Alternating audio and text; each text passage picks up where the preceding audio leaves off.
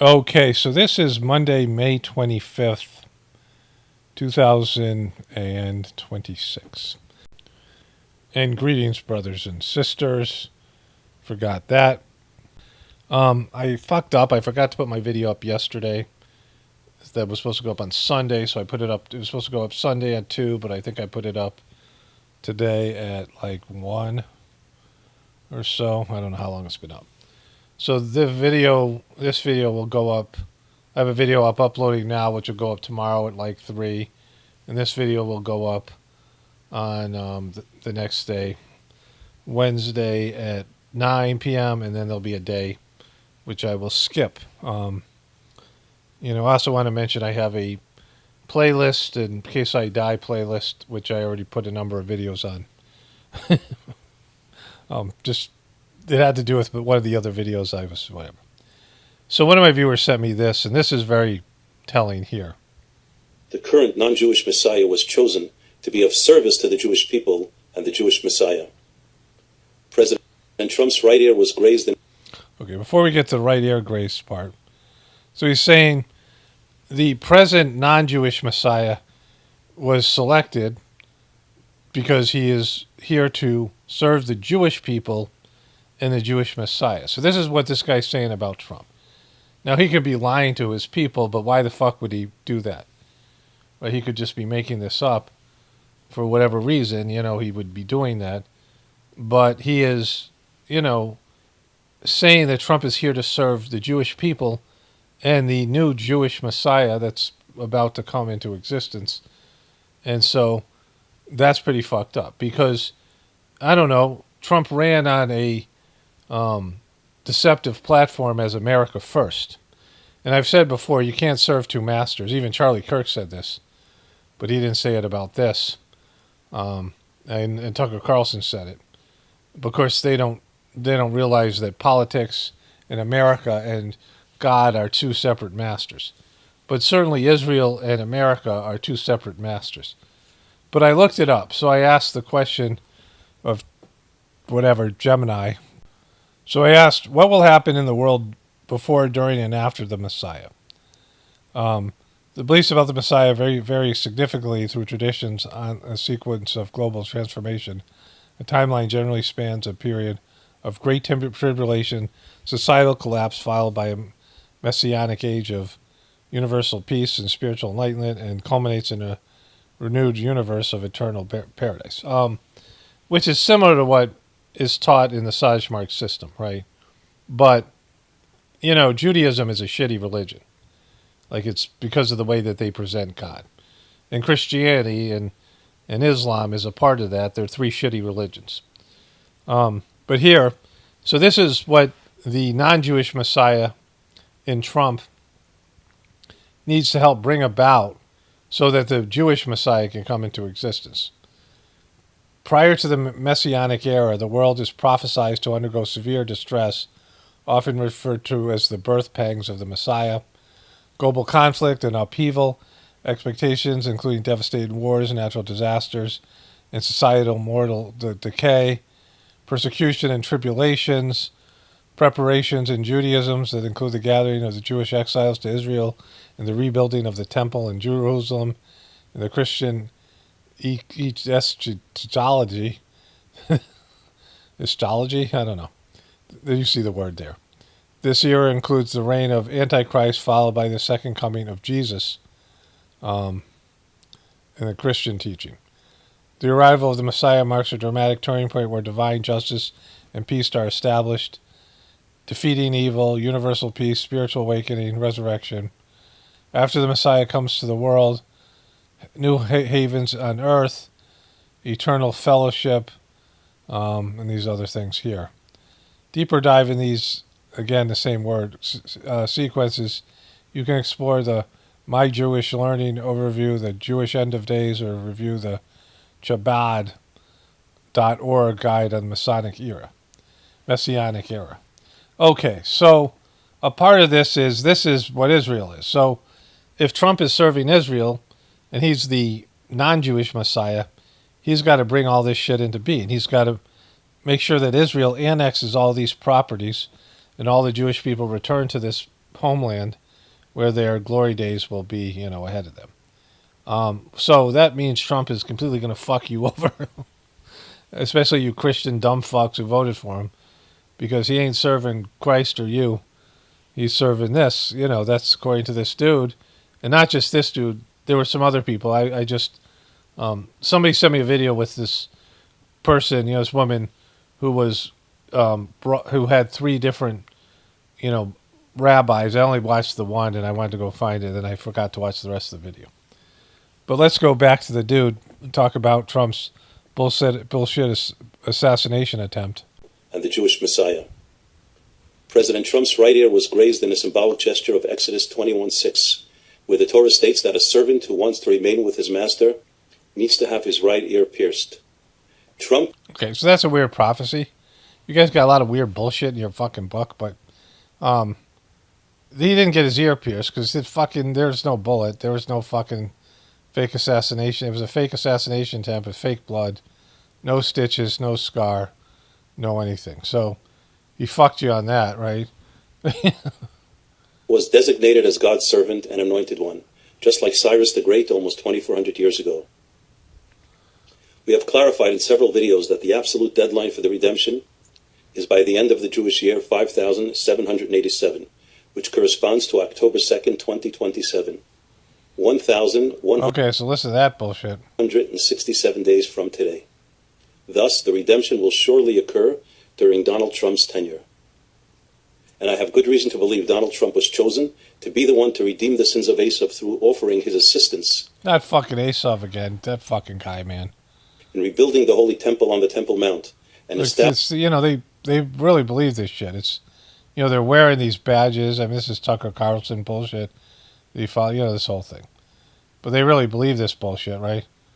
Establishing the Jewish kingdom over all of mankind in Jerusalem. Boom.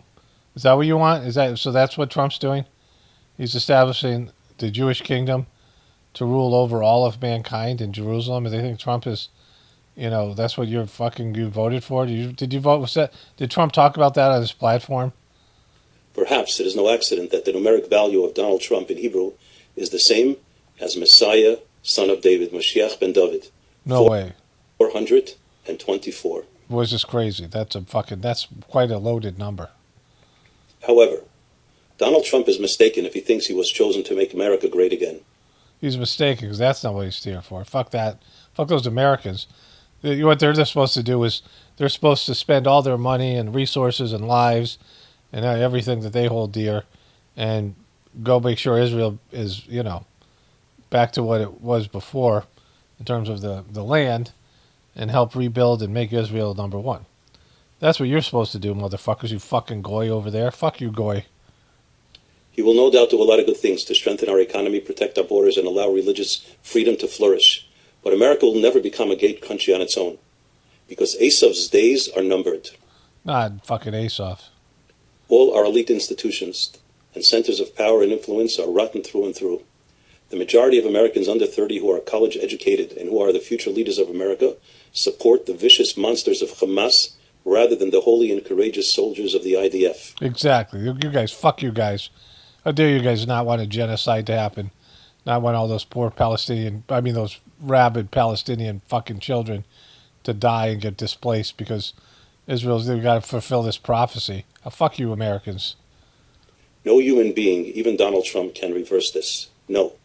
The greatness of America does not lie in its own success. America will be great when the Messiah comes. Exactly, because America sucks now. Only after they give birth to some fucking weird fucking hair dude fucking guy wearing a fucked up hat and, the rest of it will America be great. And the leader of this country, on behalf of all the good people in this country, will humbly present himself to the Jewish Messiah and ask him to accept the United States of America into a new alliance of countries who accept the leadership of the Messiah.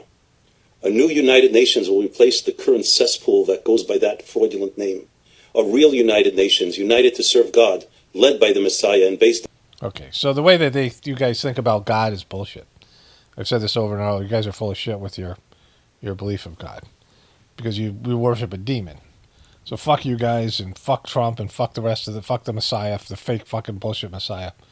But, the prophecy I believe is coming true is the destruction of this system to give birth to a real spiritual awakening. So I was going to show you something from Tucker Carlson, which feeds into this. It's kind of. But instead, I'll show you this first. This just came in. Gas is going to, I had gasoline down to $1.85 in Iowa. I was in Iowa, and the stations had it at $1.85. But I was down to, in many cases, less than $2 a barrel, a gallon. And then I said to myself, this is great. We just hit a new high in the stock market. Everything's going good. I'm sorry, but we have to go down and take a little journey down to, we have to do something with Iran. We cannot let them have a nuclear weapon. You want to? I mean, how fucking stupid do you think people are? Like, Jesus Christ. See the world exploded? You want to see a problem? And this is peanuts. And I appreciate everybody putting up with it for a little while. The gas prices are peanuts. This guy who goes to his country club fucking 18 times since the Iran war started, whatever it is. Won't be much longer. So, it's peanuts so that we can help fucking Israel achieve their messianic fucking worldview bullshit thing. Okay, so I watched a little bit of this, I don't know, a week ago or so, I don't know what it is. But there's this guy who Tucker Carlson brought on who was an expert on, he has a German accent, and how they manufactured, I think it's called the Lusitania. The British, they characterized the Lusitania, which was like a cruise ship type vessel, as a military vessel. And they baited the Germans into destroying the vessel because it's going to have civilians on it, and American civilians. And the majority of people in America were German at the time, like were German Americans. And so this was to start World War, to bring the Americans into World War I. And so the Germans took out ads in the newspapers that would run them, telling the Americans, don't get on the Lusitania because we're probably going to sink it. And Americans, weren't able to either do that or find out about it. And they sunk the Lusitania, even though, it was a false flag type thing, which the English baited them into. And then that brought the Americans into World War I. And the British, false flagged America into doing that, right? And so then they go into this here. So basically it was a false flag. And that has been a key mechanism to start or, get countries to join a world war. It's not the only incidence, but it shows you the devious nature of the plotters. And that's what we have to be aware of today in this day and age, as we are, unfortunately, on the brink of a third world war. Again, most people think, surely third world war. Nobody wants a world war. Well, ordinary people don't, and I don't want it, and you don't want it. No. But there are people out there who are really doing everything to get there, and a false How's the newest Messiah going to get here if we don't have a third world war? flag is likely to be the beginning of this. As we talk about peace, as we have peace negotiations, just one vicious and successful, cunning false flag, and then magnified with false information by the media, is unfortunately still enough. Okay, so this is Tucker Carlson. Then good time for one of your bullshit ads, Tucker. All right, so that's that motherfucker and Tucker. Then I want to read something from Tucker, and then get back to this Messiah thing. Okay, so I got a lot of comments of people shitting on Tucker Carlson after I shit on him in one of my videos. I think the one entitled futility. Tucker invokes the ghost of Charlie Shekels Kirk to defend Massey. So I don't know if people are responding to the title. It really doesn't matter. But what I do know is that this piece of shit then sent me a message. The People Post have these posts they put out, and I guess I should be doing this too, but I don't really know how, and fucking, fuck that. But this is on the Tucker Carlson network. Here's the it says this. Tucker Carlson network. Here's the upside of the Israeli lobby taking out Thomas Massie.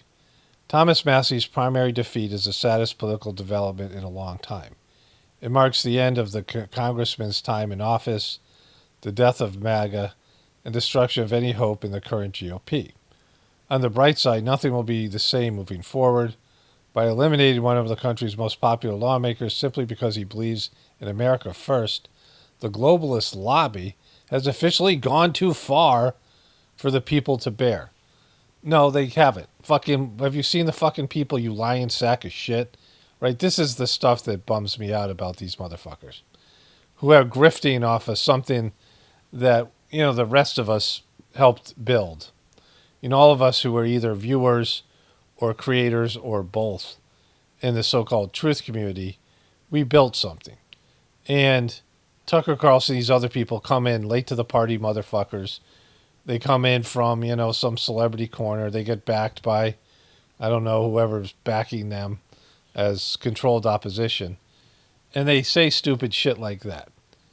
Because this part, on the bright side, nothing will be the same moving forward. By eliminating one of the country's most popular lawmakers simply because he believes in America first, the globalist lobby has officially gone too far for the people to bear. The public now knows how the system really works, meaning reform is guaranteed. No, fuck you. What do you mean it's guaranteed? You said when Thomas Massie was under the gun that if he didn't win, what was the sense in voting anymore? So they showed you they fucking own you, motherfucker, and the rest of us, in terms of the political system. I mean, not me specifically, because I'm a slave to God, right? You pick a slave, you pick a slave master. You have to be a slave to something in this world. This is a slave-driven world, right? Because of your body's a slave. You could be a slave to gambling or addiction or whatever it might be, right? Slave to the dollar, or slave to money, or slave to your, whatever. But if you're a slave to God, then God is the best possible master, and that means everything that you take comes from God. That this is you're here and God is control. Whatever you get is not coming from the people who control the system, but from God. But either way, the public have nothing. We have no fucking viable means of using leverage to get them to stop doing whatever the fuck they're doing. And those of us who've been around for a while saw this years ago and saw the futility in it. And, and dumb fucks and shills and disinform agents like you, like Alex Jones and these other people that push false hope that the system can somehow be reversed. The people have had too much. Okay, what's the leverage? What leverage do the fucking people have? You think voting, is a leverage? And you think people would come together and vote for a unified candidate, and that candidate would be allowed to live and would be allowed to go and you think that fucking Trump as president runs the fucking country? Or is it run by shadow people with money, which you're acknowledging here? Miriam Adelson, these other people. And that somehow some guy can fight that, or some American people can fight that? The battle's long since been over, motherfucker. And God doesn't want this system saved. So even if there was a chance that this could happen, America collapsing is God's will. Like, just read the fucking room, right? And this is what I talk about with all these pieces of shit. They know what the truth is, or they should be able to see it. And either they're purposely lying to you, or they're deluding themselves. But either way, they're not worth listening to. I say this all the time. When people catch up, Tucker Carlson is slowly catching up with where many of us were, earlier on in our journey, where I haven't been in years. Like, he's 20 years behind me. You think that I and other people have stopped moving forward? You think that we haven't continued to grow and understand things on a higher level? And so especially people who have a spiritual nature and are on a spiritual journey, your understanding is much quicker. Your ability to go through these various data points and understand them on a more realistic, more truthful level And so, you should find those people. Stop running your mouth and bringing on shitty guests and things and giving false hope to the people.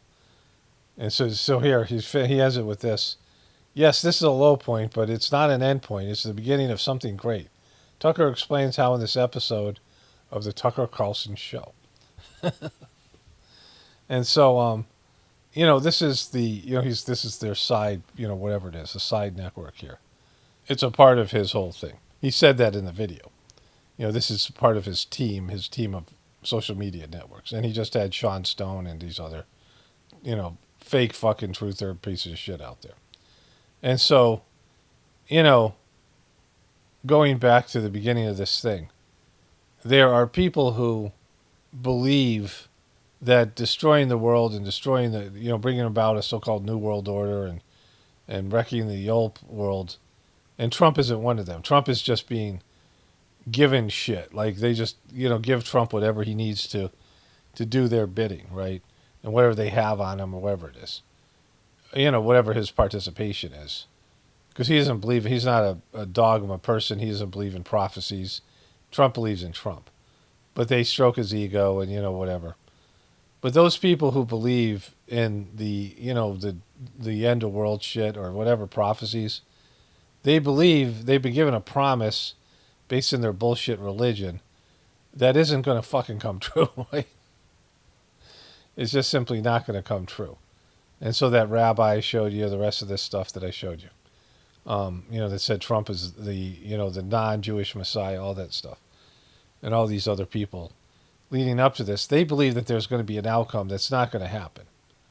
Like it just isn't. But God will use that. Like God, the divine forces that manage the world. See, they don't have to be like use, in a sense, dirty tricks to get people to destroy themselves. They just, give people what they need to know, right? I mean, if you can't handle the truth in its absolute form, and you won't do it for the right reason, you can be used, or you can use yourself. Like God isn't manipulative, and the beings that that are on a higher plane of existence that manage this planet, just disembodied souls, don't those things in a deceptive way. But they let you just believe whatever you want to believe, and they don't, dispel you, and they can't even do it if they want it. You won't listen to them, you won't believe it. So they'll get you to believe, if we destroy the world, then we're going to rule the world afterwards. Well, no, they're going to, there's going to be something else that comes in, but, they're not going to let you in on that shit, right? And so that's what happens with all these prophecies and all these bullshit biblical and other religious bullshit things. It's all, given to you because something has to happen in terms of the end of the bad system. The system's demonic. And something else is going to come in its place. And most of us will, maybe all of us won't be around to see that, right? There was a time, like I said, people used to live thousands of years. Different people that were here, more evolved people that weren't the slaves that they left. All of us are descendants of some genetic manipulated slaves that were given short lifespans for, because they were slaves that were not trustworthy in our development. So, we weren't given long lifespans where we could do maximum amount of damage, right? And the beings that run this planet, the humans that ran this planet, took off and did other bullshit, right? They left here and they left this place a mess in the hands of people who really weren't able to, handle this level of technology. I was watching this, one of these shows called Alone. It's one of these, like, sort of, people's survival shows, like Naked and Afraid. But these people have tools and clothes. They're just alone.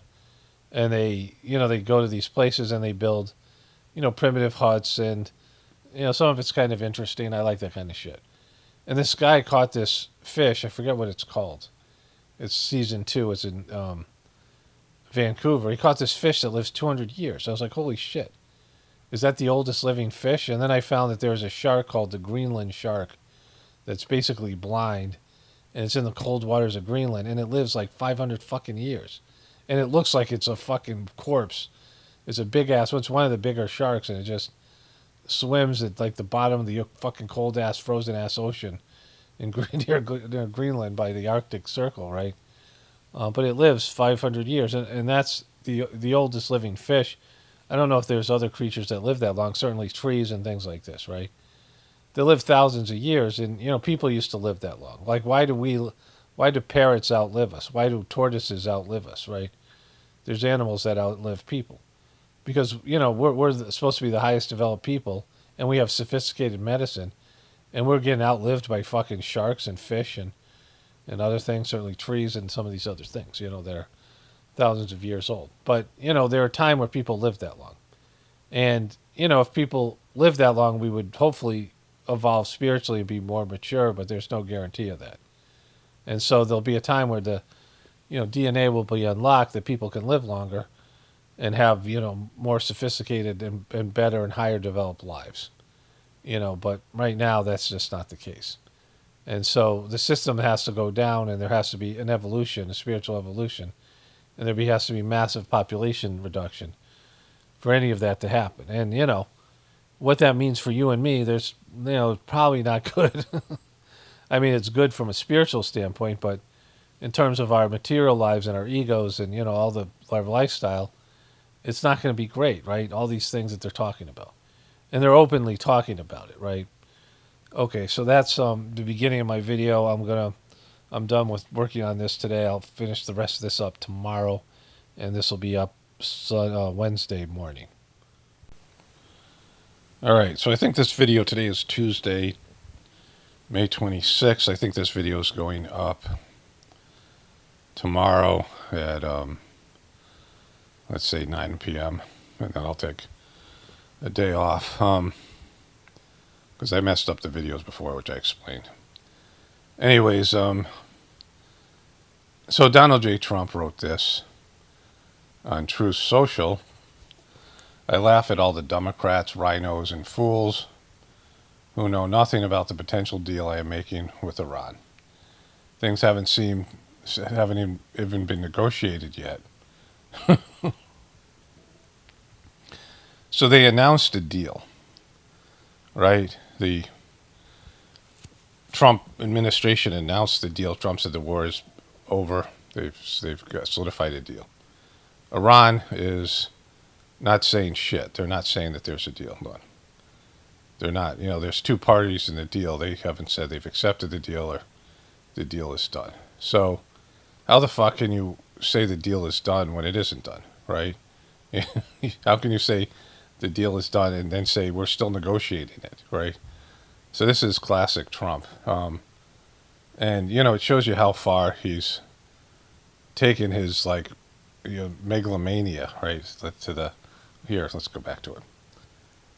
Things that haven't even been negotiated, weak and ineffective people like Senator Tom Tillis, soon out of office, in parentheses, Bill Cassidy, who just suffered a massive primary loss, really bad Congressman Thomas Massey, a major sleazebag, who lost a landslide to great American patriot, in parentheses, endorsed by Trump.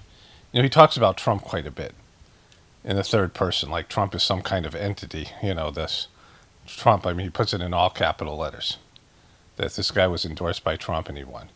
Now, there is a lot of people who think the election was rigged and stolen, and that could be the case. But either way, Trump is going to get hammered in the midterms. It's just going to happen. How can it not? And, he's totally clueless, out on his own. He's having these let them eat cake moments with the gas prices. He keeps on saying things like, it's a drop in the bucket, it's no big deal. When other people are suffering, he's going to his golf course and making tons of money in the stock market, other places. We'll get to that later. After showing tremendous disloyalty to his party and country, and almost all Democrats, people have totally lost their way, constantly supporting bad policy and even worse candidates, but are constantly critical of each other, of each and every fantastic win I have. These people should go home and rest. They do nothing but create division and loss. In other words, they are losers. The deal with Iran will either be a great and meaningful one, or there will be no deal.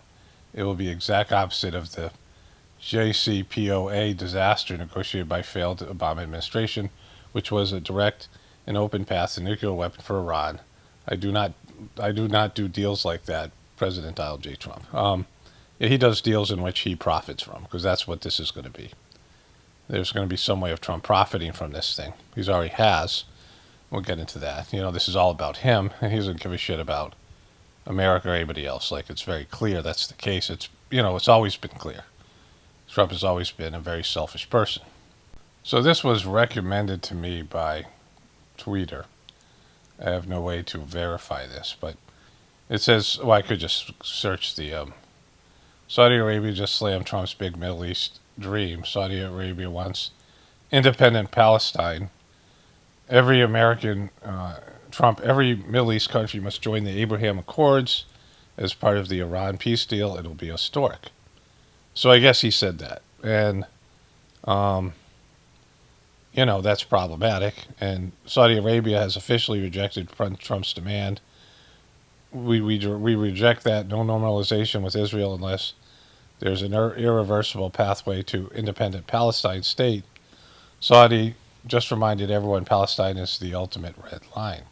So that happened here. Saudi Arabia has officially rebuffed U.S. President Trump's demand that regional powers immediately join the Abraham Accords as a mandatory condition of the emerging Iran peace deal. Riyadh reiterated its firm stance that there will be no normalization of ties with Israel without an irreversible pathway to an independent Palestine. I flew through Riyadh twice going to India. I think I went there 7 times. India, I'd have to, think about it. But and I went through various countries, and Riyadh I went through twice. And I went there with my family, and the airport, maybe once, I don't know. It was definitely once. I think it was twice.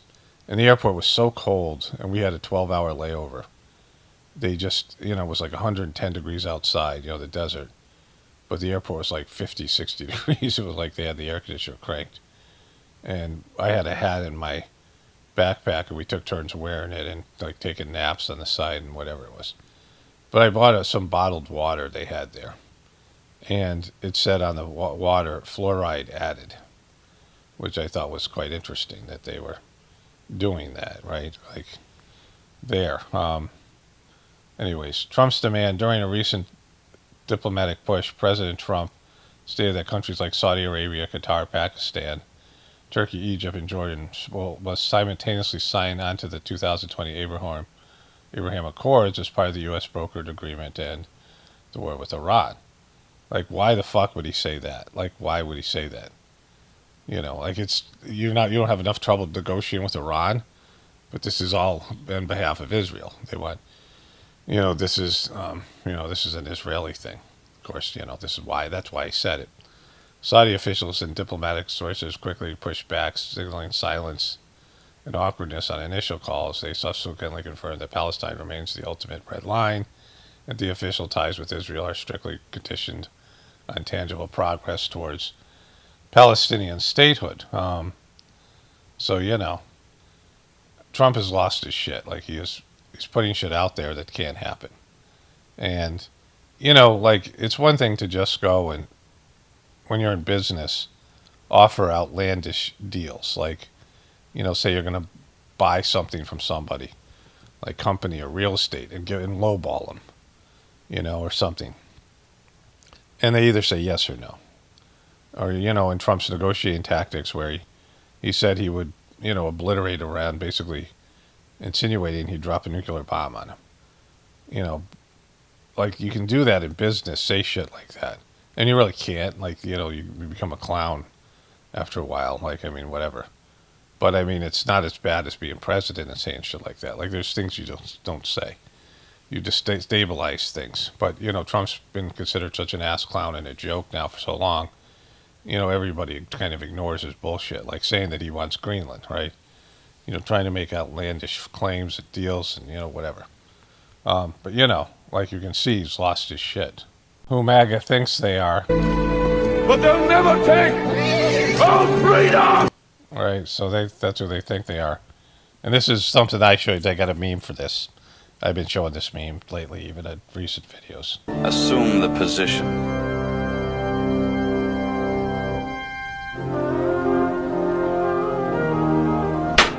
Thank you, sir, ma'am. So, I showed you this meme in reference to this, and I keep on saying this is MAGA. And, somebody else came up with a similar idea, added the Braveheart part. But, MAGA was never about you. Like, it was never about anybody else but Trump. And Trump, when he talks about Trump and says, yeah, Trump, there was something before he was a politician, he was being interviewed. He said, there's a saying out there, Trump is Trump, right? Like a saying about like how great his hotels were and his things and how lavish they were. Trump is Trump. And, like he's got this big giant name in capital letters plastered all over the place. His hotels and these things, and now statues and shit. He wants a statue. He talks about these things. His need, his like narcissistic need. I mean, let's go back to this right here. With the growing Republican fears that Donald Trump's fixation on settling personal scores, plus self-enrichment and alleged corruption, is actually dragging down the whole party. Top Republicans, including in elected positions and other important positions, are expressing their concern with how the way Donald Trump is will hurt them in the midterms and beyond. He's called rising prices peanuts.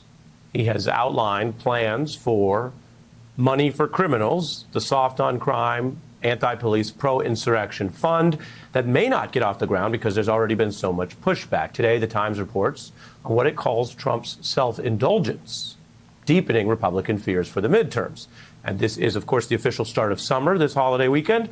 And the summer is a time where... Look at this smug fucking, he looks much worse now. They gave him a break on the picture, right? But it's the smugness.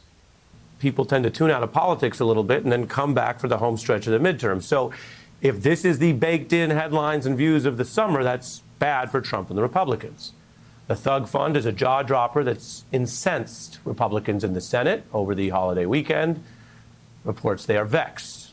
One senator in the party says the stupid stuff is killing their chances.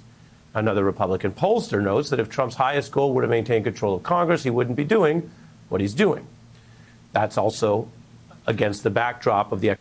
Okay, so that's the first piece, right? The Republicans and Ted Cruz and these people are bailing on him because that's part of the headline here. Ted Cruz even bailing on Trump. Ted Cruz is 100% owned by Israel. When Lindsey Graham turns on Trump, then you know that Israel said, all right, fuck Trump, right? And that might happen when he doesn't continue doing what he's supposed to do and be a, non-Jewish Messiah and pave the way for, this thing that I just showed you in the beginning, which is the rabbi in the beginning of this video, which is, to do everything to do with reclaiming the entire Israel, the biblical Israel, right? So there's that. The other thing is, as a character, because he's just a character in a show. He has no real, whatever he is, right? I mean, he'll, they're going to throw him under the bus at some point. And, I'm going to enjoy watching that, like, just because he's such a smug fuck and it's so well-deserved. But he's going to leave a giant crater in terms of this show, because everyone else is going to seem boring compared to Trump, right? Like, Trump has been the center of America and now globally for, 10 years. And as, much of a narcissistic piece of shit that he is, and how, a demon, like he's a fucking demon, there's going to, these other candidates are sucky, but they're so boring compared to him. And they're going to get into MAGA here. I'll continue this on when we get to MAGA. Economic problems, the gas prices, and an open-ended situation. And this fucking goat just go by. This is a fucking goat walking by here. They are trying to reopen the strait. That may involve concessions, which are different from how Trump previewed a victorious short war before it really got off the ground. Now we've seen how long it's taking. The Wall Street Journal, a sister outlet in Rupert Murdoch's empire to Fox News, says that if he gives up too much, saving the regime now with a bailout would be a real betrayal of the U.S. interest, even more than the Iranian people. The diplomat who served Trump in the first term says the deal would allow Iran, this is what could happen, to terrorize the world. So here are these people, right? These guys are all, like here, it is Lindsey Graham. I didn't know he was in this. But Ted Cruz, Lindsey Graham, they're completely, whatever they're saying is coming directly from Israel. So Trump has gone along with Israel forever, and he thought he would have some grace here, just like Charlie Shekels, that they would get some grace for, like doing things and saying things, selling themselves out for Israel. And that when they, when they needed Israel, that Israel would be there for them. But they said, hey, we already gave you money. You're well paid. We're not friends. You're goy, right? You're not fucking with us. You're there. You're here to serve us, right? Our interest in the new Messiah, whatever the bullshit they believe, right? So, like, when they start turning on him, I assume Mike Pompeo's part of that. But Trump's deal with Iran is at best going to bring it back to the way it was before the war. And even, there's going to be something. He's going to have to give them fucking something. He's beaten on Iran. And he knows it. He keeps on saying this bullshit about nuclear weapons. It's fucking only his dumb fuck followers believe, and they have no power and say. And, Trump's big thing that he's had on the Republicans is he had a passionate base, which will be, when Trump is gone, where are they going to go? Like, are they going to go back to the Rhino Republicans and hold their nose? Right? Are they going to, they don't have a place, right? Well, let's go to the thing with Megyn Kelly here. Ted Cruz is concerned. Senator Graham, who's very politically loyal to Trump, is worrying that the type of deal they're talking about, which of course Trump needs with his back against the wall in the midterms, would actually allow the Iranian regime that the U.S. is supposed to be fighting to become more powerful. That is the background for longtime conservative voices like Megyn Kelly to discuss the decline of MAGA. MAGA is not what it was. MAGA is now this very, very small group of Trump diehard loyalists who have to love Mark Levin. And so that's, by definition, an increasingly tiny group. MAGA is tiny. MAGA is dying, to laughter of the on-air and off-camera guest that Kelly was speaking with. You couldn't find out who the guest was? Like, you only had to play a little bit more and you would have said who the guest was. Do you not want to say who the guest was? All right. Tucker Carlson said that MAGA was Trump. Like, it became clear to him MAGA was Trump. It wasn't a group thing. It was just Trump. And so there was going to be no MAGA after Trump. And, there's going to be no Make America Great Again type of rhetoric. I don't know if Trump dies in office. He looks really bad. His health is questionable. I don't know if Trump makes it to the end. I don't know, how J.D. Vance will be received, but he's very unlikable, and he's no Trump. He's got no charisma. He's, whatever. But it's very clear that the thing was not real. Like, MAGA was never real. MAGA was like, a bullshit thing Trump said so that he could aggrandize himself and make more money, right? Get his fucking stuff his pockets, line his pockets. He's the most corrupt grifter, and he's done this on an epic scale. And it's all about him. It has nothing to do with anything else. MAGA is what he's told the dumb fucks who desperately wanted somebody to come along. Like he's the messiah of the Republican right-wing dumb fucks who you've been waiting for someone to say these things and promise them things that can't be given. And then, and then use them in every possible way. Here's a little meme on that. Oh, no, the doctor, I said, doctor, let me ask you a question. They called me genius, and that didn't work. Then they said he's totally brilliant. He's a vicious dictator who wants to take over. That didn't work. And then they called me this, and then they said, they hit me with a bad one. He's a dumb person. D-U-M, not the B. He's a dumb person. It's enough. Most people don't know it has a B. He's a dumb person. I said, doctor, I don't mind being called a brilliant, total tyrant dictator, but I don't want to be called dumb. What do I do, doctor? Is there some kind of a test I can take? He said. So him saying he doesn't mind being called a brilliant dictator, tyrant, but he doesn't want to be called dumb. And is there a test you can administer to show everybody I'm not dumb? Like, that's how thin-skinned this fucking guy is. That this guy, he wants, he wants to take a test to prove to the people calling him dumb he's not dumb. Like, he needs a test to show everybody, hey, I'm not dumb, right? I am that brilliant tyrant dictator that you guys really, think I am, but I'm not dumb, right? Doctor, there's got to be an anti-dumb test out there showing that I'm not dumb, right? You got doctor? You got something like that for me, doctor? Doc, give me that fucking test. Find a test for me so I can show to everybody. And he doesn't show the results of the test. He just talks about it here. He took a test, showing to everybody, proving that he isn't dumb.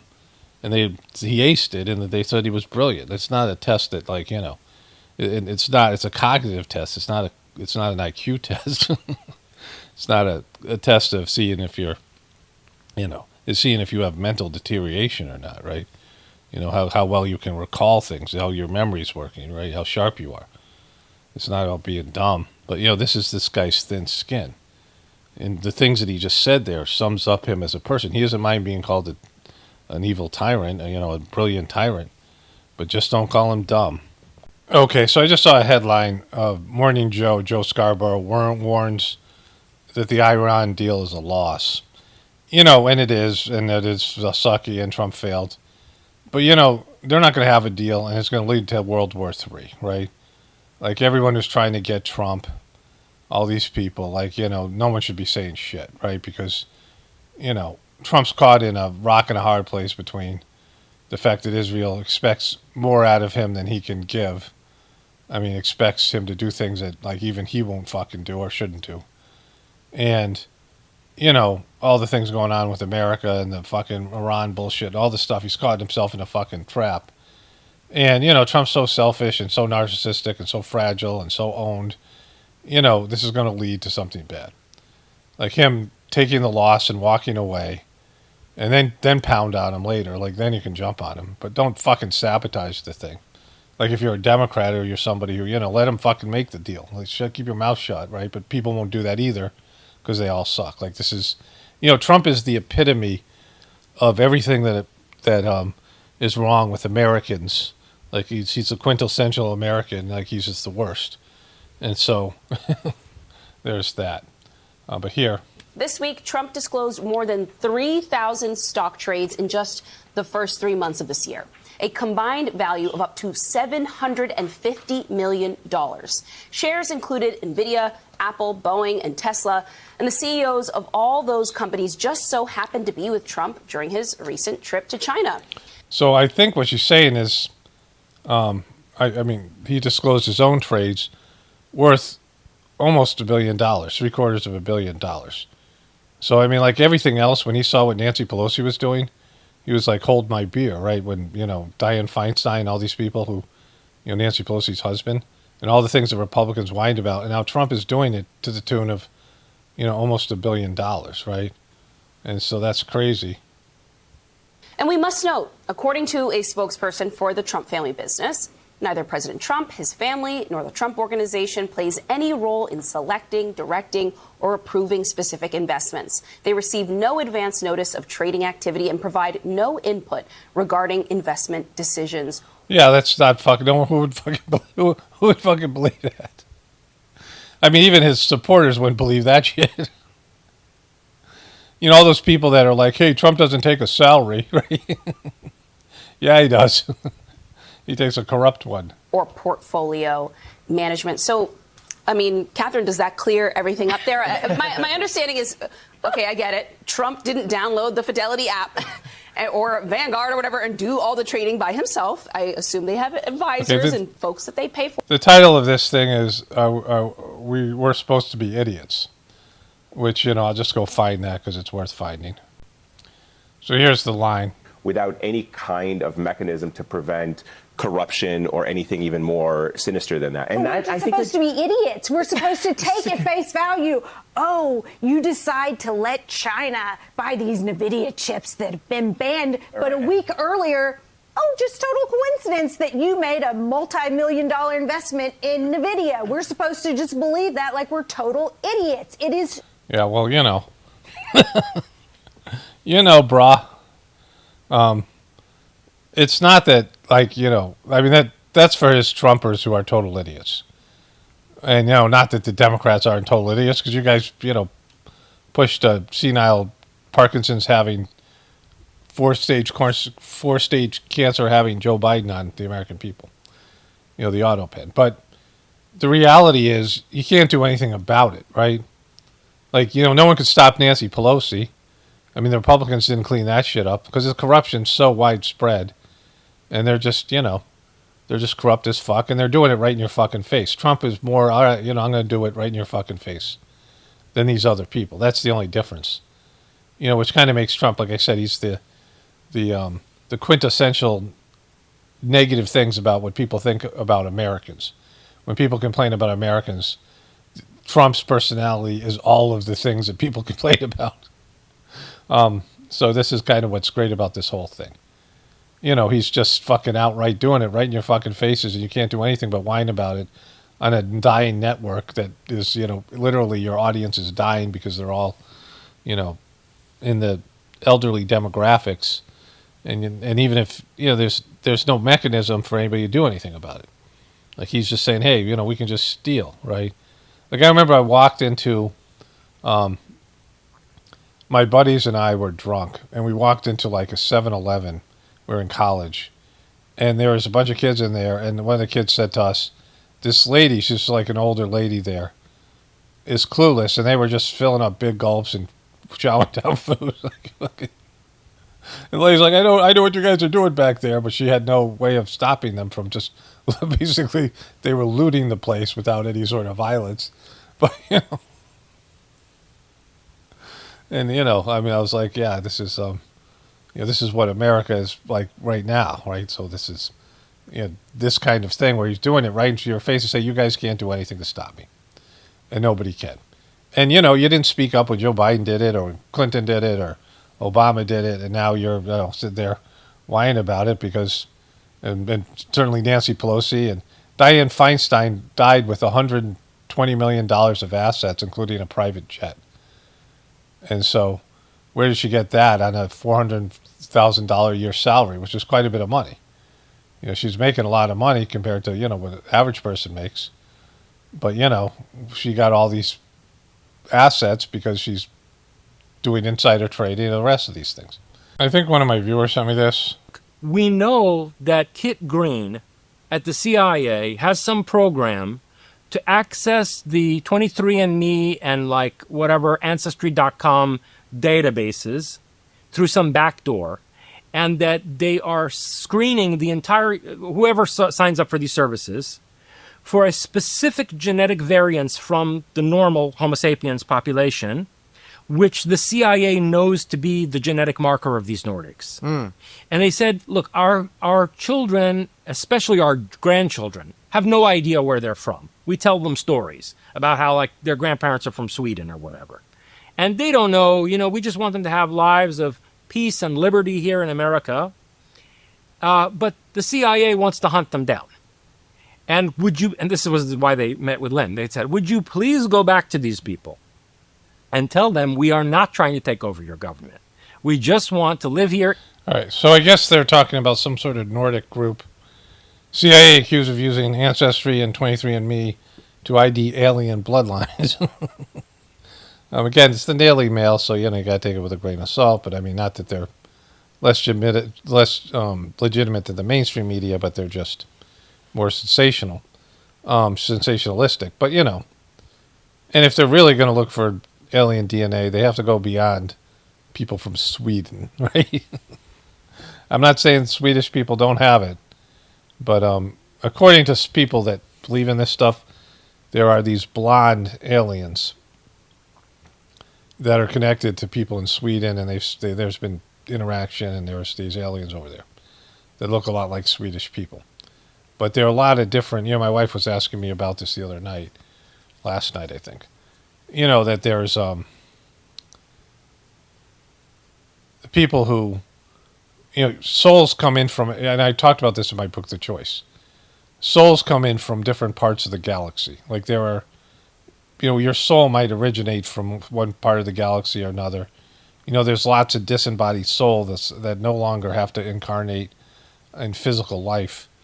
So they're etheric life, and they live on planets. Like there's a lot of souls around the moon, for example, or whatever it is. Like I don't know that much about it. But disembodied souls can be anywhere, and they can be, in a physical environment, but they can move without having a spaceship. I talked about this in my book, The Choice. The best way to take over a country or a government or world, is to, if you are invading alien species, it's just to bring your souls down here, incarnate as human beings, and then take over the planet, and you can change the planet's atmosphere or whatever to accommodate you later on. But mobilization in a war on planet Earth is difficult. This whole thing of going to Iran, it costs billions of dollars, hundreds of billions of dollars to just move your equipment over to Iran. Like, it's a lot of money, and all the fuel now, of course, the gas prices being what they are, even more so. But you have to move all your equipment and people from one place from your country to another country. Invading other countries and doing things over there is really difficult. That's why they have army bases all over the place, so they can import their equipment and leave it there. Why we lost $80 billion of equipment in Afghanistan and whatever in Iran, right? Like, when you just leave, you leave the equipment behind because it costs so much money to bring it back. And so think about doing that across space. And then you get here and the atmosphere doesn't suit you. Remember the World of Worlds movie? Well, I saw one as a kid. I think it's been remade twice, at least once with Tom Cruise. And at the end of it, the aliens started to die because of pollution. And they were like, oh, harmless pollution that we live in. You ever see the end? It's like a 1950s or 60s movie. And the aliens start dying. It was originally this guy, was it Orson Welles? It was some famous radio guy. And he started a broadcast saying that the world was being invaded by aliens on the fucking radio without telling people it was a fucking show. And people were freaking the fuck out because he made it sound like the aliens were invading the Earth. It was a whole, psychological operation. And then they made it into a movie. At the end, the aliens die from pollution. They just start falling out of their fucking spaceships because they can't tolerate the atmosphere, which was silly, because they would have, their atmospheric conditions in their spaceships, but back then they didn't, But anyways, invading a country or world is difficult, but your soul can incarnate anywhere. And so you have souls from all over the universe here, and some of the higher developed souls and things. People with spiritual tendencies come from different places, they're not native to this world. There are souls that start off in lower life forms and evolve up into human beings, and some lower level human being type souls were here at the beginning and have evolved over time. And then there's, of course, the genetic manipulation and things that have happened here. And so it's quite a mess, but it's more complicated than people think. All right, this is incredible. We've had in many, many decades. Scripture tells us precious is the sight of the Lord, is the death of his faithful servants. 400,000 souls. He's doing a Memorial Day thing here. Rest on these grounds, these beautiful grounds, in the sacred soil, which he's in Arlington National Cemetery. Is first consecrated in the hours of America's greatest division to be eternal symbol of national unity. It cannot be by chance alone that the very first service member laid to rest here in this place of supreme sacrifice was a Union soldier by the name of Private Christman. Christman. Private William Henry Christman of Pennsylvania, who died as 19 years old. He was a great young man, they say. Who's they? They say he's a great young man. I don't say that. I think he's a piece of shit. But these guys, who's they? Like, who is saying it? Beside him are more than 18,000 other young men named William, over 20,000 named John, over 13,000 named James, joined over time by Isaac, Elijah, Earls, Hanks, Helens, Wands, Margarets, Marius, Donalds. Not too many. Yeah, because Donalds are fucking pussies, right? Those fucking Donalds, they don't like to go to war. And we got Donald Duck, and we got Donald Trump, and that's that's your basic choice there. Are you gonna be, if you're a Donald, are you a Donald Duck, or are you gonna be a Donald Trump, or are you gonna be a Don, right? Like, you know, if you're gonna be a Don, but not if you're gonna be a Donald, you got choice between Trump or Duck. Most people are gonna take the Duck. Earls, Hanks, Helens, Wands, Margarets, Marius, Donalds.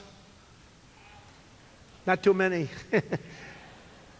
And others whose names tell the true story of American greatness and I don't even know why you're reading the names in the first place, but you had to bring your fucking name in there.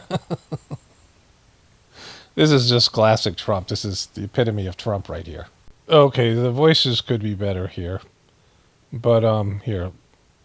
Mommy, am I going to be drafted for Daddy's stupid wars? Of course not, baby boy. You are genetically a draft-dodging pussy like your father. It kind of goes with the other one. Okay, so there's a good Lego there's a good new Lego video. I mean, I don't know, whatever. I want to wrap this thing up here, but the guy well, here. The Lego video, I think, is about this. Come on, get up. Get up. I want to see this guy.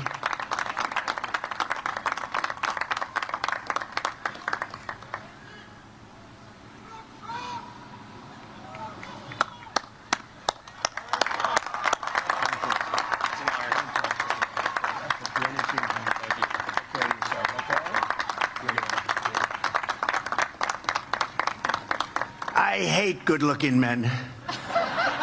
No, that was weird, right? Really weird, but it's going to get fucking weirder. And it's going to be talked about it in a Ron Lego video. Like, this is what we're letting. Yeah, you good. Matthew, that's great. Thank you very much. It's a great honor. We also have the only cadet who earned a perfect score on every single fitness test. Now we're talking fitness. Now we're talking some fitness. Do you know who this is already? Wow, this guy must be something. I bet he is something. We'll have to invite him up. You know, I'm sure there's this gay dude that does, like, Trump stuff. I don't know where to find that thing. Somebody has sent me the page. People send me the videos. But it's a gay guy who reads, you know, Trump's thing in a very gay way. I mean, he says it's the gay stuff, some weird. This is already. Wow, this guy must be something. I think we'll have to invite him up. I want to check it out. You want to check it out? What is it? What is this it that you speak of? For the last 4 straight years, which they think may be an all-time record, congratulations to Thomas Rhodes. Thomas, get up here, please. I want to see. I want to check him out. Whoa. Oh, we're not going to fight with him. I'm not fighting him. I want to check him out. I'm not fighting him. I'm just going to present myself and let him take me from behind. I'm not. This is not UFC. Please understand that, Thomas. Look at this guy. Look at the muscles on this guy. He's a wrestler, too,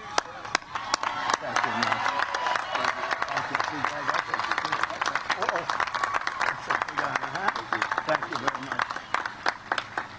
Just hit him in the shoulder. I hurt my hand. It's like hitting a rock. Yeah. You know what else is a rock right now? All right. So let's go to the Lego video. Donnie loves America, but he loves them biceps more. Donnie loves America, but he loves them biceps more. Hey! Graduation season, caps flying in the air. Donnie hit the... It's a fucking love hearts. stage, but he wasn't really there. Saw a cadet named Thomas, perfect score, ripped and lean. Orange man said, come up here, let me check the scene. Whoa, wow, look at this guy, look at these arms, touching on the shoulders like he's casting charms. Hit him on the shoulder, my ain't hit a rock, bro. This ain't motivation, this is straight up shock. You're a handsome devil, boy, you looking good. Rip off the jacket, show the neighborhood. Graduate sitting there like, what the hell? Donnie in his feelings under some kind of spell, he said, I consider all these guys with big muscles beautiful to me. It's not my thing, bro, clearly it be. He's so strong, he has those muscles, and he groaned. I ran watching this like, yo, this man is grown. Donnie, why you gay? Why you gay? Checking out the muscles. Donnie, why you gay?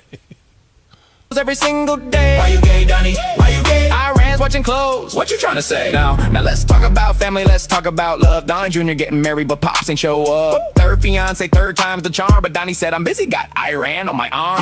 I like to go, but the timing ain't right. I got a thing called Iran and other things tonight. Yo, we started a war just to skip the wedding. Iran pouring chai like, bro, who you fooling? Little Pete saluting, ready for the war. Marco making calls, opening every door. But Donnie don't care about his own blood. He'd rather flex on cadets and start up a flood. Don Jr. like, Pops, it's my special day. Donnie like, sorry son, I got biceps to survey. If I miss this wedding, I'll just catch the next. I ran sipping chai, sending Donnie a text. Donnie, why you gay?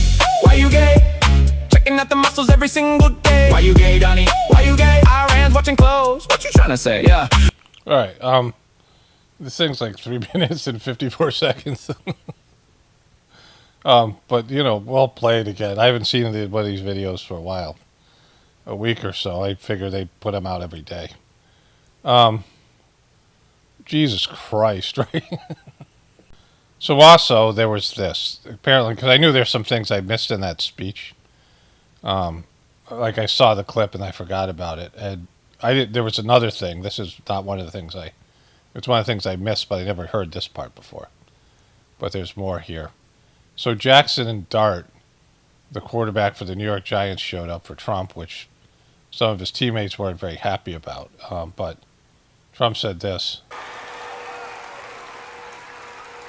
Like, I'm looking at Jackson. I'd like to know, is there any woman in the audience that thinks they can tackle that guy? Because I'd like to meet you. He's mixing his transgender stuff with his need to compliment men's bodies. He's conflating these two things together. I'd like to shake your hand. I don't know. Jackson, you think you could play against women okay? Do you think you'd have any problem? I don't think so. But don't get involved, Jackson. Don't get involved, dude. No, I'm asking you questions that are ultimately going to cause you publicity issues, especially since you play for a New York team that's full of liberal people and anti-Trumpers. But, don't say anything, Jackson. But I'm going to set you up with these questions. Don't get involved, Jackson. Don't answer that question. No, I'm looking at the legs. He's this beautiful guy. He's got legs like tree trunks. This is not a good thing for women. This would not be good. No, it's no good. It's for men like you. You like those men with legs like tree trunks. It's not for women. Women don't. Women don't. What the fuck? So then the video segues ways into Trump's slush fund that's causing so many problems. As muffins, bro. That's the crime. Meanwhile, slush fund flowing corruption in its prime. QAnon shaman said, nah. He said no thanks.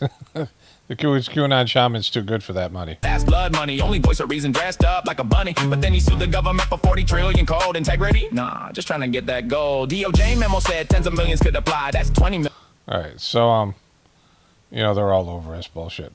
Okay, well, it's Wednesday, May 27th. I just put in some things. There's also the end of the Lego videos about some dude's belly button, which I'll show in my next video. Which is just bizarre. It's a guy standing behind Trump. You can see his belly button through his shirt. It's like, I didn't even know. Like, there's all these gaffes out there I don't even know about, but the Iranian Lego committee people do.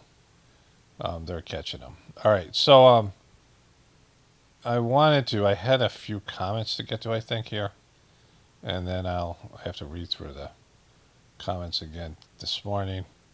This video is going up tonight. It looks like the last comment and I think I covered this in my last video. Shows you like I'm just, it's all starting to blend together. But the last comment is Orange Man Bad, which I did a whole thing on. So, okay, so here is a comment I want to get to. Longtime listener in secret at first, and then in parentheses, crazy Christian fundamentalist husband, now ex. You drove him nuts. LOL. That's just a choice thing. That made me happy. Happier than it should, right? You know, I'm the kind of person who, well, whatever. When I played sports, I would rather play it in a away game type situation, just to make people miserable who are like to play well where this kind of thing. And I want to get into some sports stuff in a second. The Oklahoma City Thunder fans, I want to talk about that because it's kind of funny. Now I subscribe and practice meditation. I have 2 autoimmune diseases and have 2 strokes. I have ADHD. I'm medicated. For the pain, they tried opioids, and I hate how I feel on them.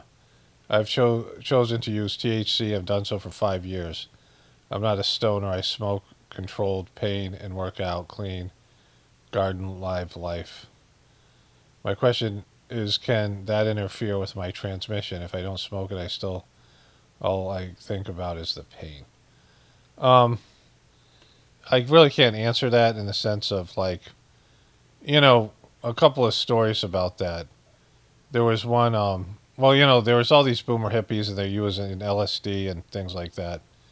They were bringing beers to gatherings, and it interferes with the subtle feeling that you get. That's there's a divine intoxication you get from the transmission and the stuff from the Sajmark system. And so there was this time I talked about how when anybody visited Babaji's house, Babaji lived in a very, like a dirty village town, like not, I mean, in terms of actually there's some criminals there too, but just in terms of like there was a guy, Don Saverin, who was a kind of dynamic person who talked to me a little bit. He gave me one of the sittings preparing me for the preceptorship. And, he was sort of a famous person in the mission. And he was talking about how, they had built this building for out of overseas Abhyasis, people coming from America and Europe mostly, but, other places who are used to better standards than the Indians were. But this is back in the 70s, and Babaji built a building and was supposed to be better than, his regular accommodations. And it was just like dirty all the time. And there was like, Don said, he got everyone together, like the Europeans and Americans or whatever it is. He's from Canada. And they swept out the place and cleaned it up. And then a wind blew in. They had these fields of just dirt, like just, they have, in India, they have these farms, and oftentimes they have drought season. So they have these, it's just like red clay kind of dirt, soil with some loamy soil. And it would just sit there open, nothing would be growing in it. And then the rains would come and they'd have seeds planted, and then they'd harvest the crop, and then it would just dry out, like desert, like something you'd find probably at someplace like Oklahoma or something like that, where, there's just a field waiting for rain, right? So not quite a desert, but, deprived of water, so it was this very difficult place to go to. Babaji's house. He had people at his house, and he didn't have a lot of money. He would give them if you ever had Indian food, they have this stuff called dal, which he was a vegetarian in the northern part of India where there's a lot more meat eaters because there was like warriors there. There was where India used to get invaded and things like this. They had more warriors, more physical people, more light-skinned people there, because of the, the interacting with, people of fairer skin, and, there would be, offspring, children, whatever it might be. But it was just a tough place. Charji, once said, the third master, he was in Chennai, a southern Indian city. And it was nicer there, and he built a nice ashram. And he said, I didn't think Babaji lived in Shahjahanpur in northern India, where there's a lot of gurus and people like that. So, and he went and saw him at the house, and there was these guys who would come up from southern India, Brahmins, and they were used to, like, when I was in Chennai for 3 years, the temperature never got below 74 degrees, like the coldest part of the morning. It was 74 degrees like a couple of times. It was almost 80 degrees, 90 degrees all the time. It didn't get so hot there because they were closer to the ocean. So, it would get maybe 100. There's other places I went to India that got up to 110, 120. I came back and lived in Vegas where the summers would get, 110, 115. I mean, this crazy heat, so, debilitating where you're walking across a parking lot. But, like, they would go to northern India, and they'd have, like, thin cotton pants, and they weren't prepared. Like, they didn't understand, like, the cold. And they'd sleep on these hard concrete floors on newspaper, right? Like, so, like some newspaper in between them and the floor. They just had a different standard of, so not a great place. But these Europeans and Americans would go there, and they'd have these amazing meditations, like out of this world. They would get cleaned, like their inner condition was pristine. And then there was a couple guys went to visit Charji in the south, and they came down and he gave them a sitting, and they were really gross. And he said, "What do you guys do on the train? Like, what happened?" And they're like, "What do you mean?" He said, "Your condition's really bad. What happened?" And they were like, "Well, we smoked hashish." So, there's that. There was some kid, when I was in New Mexico, I was working as a preceptor. There's a kid, and there was just one person, like he was probably 21 years old, 20, something like that. And he came for the meditations for about a month or so.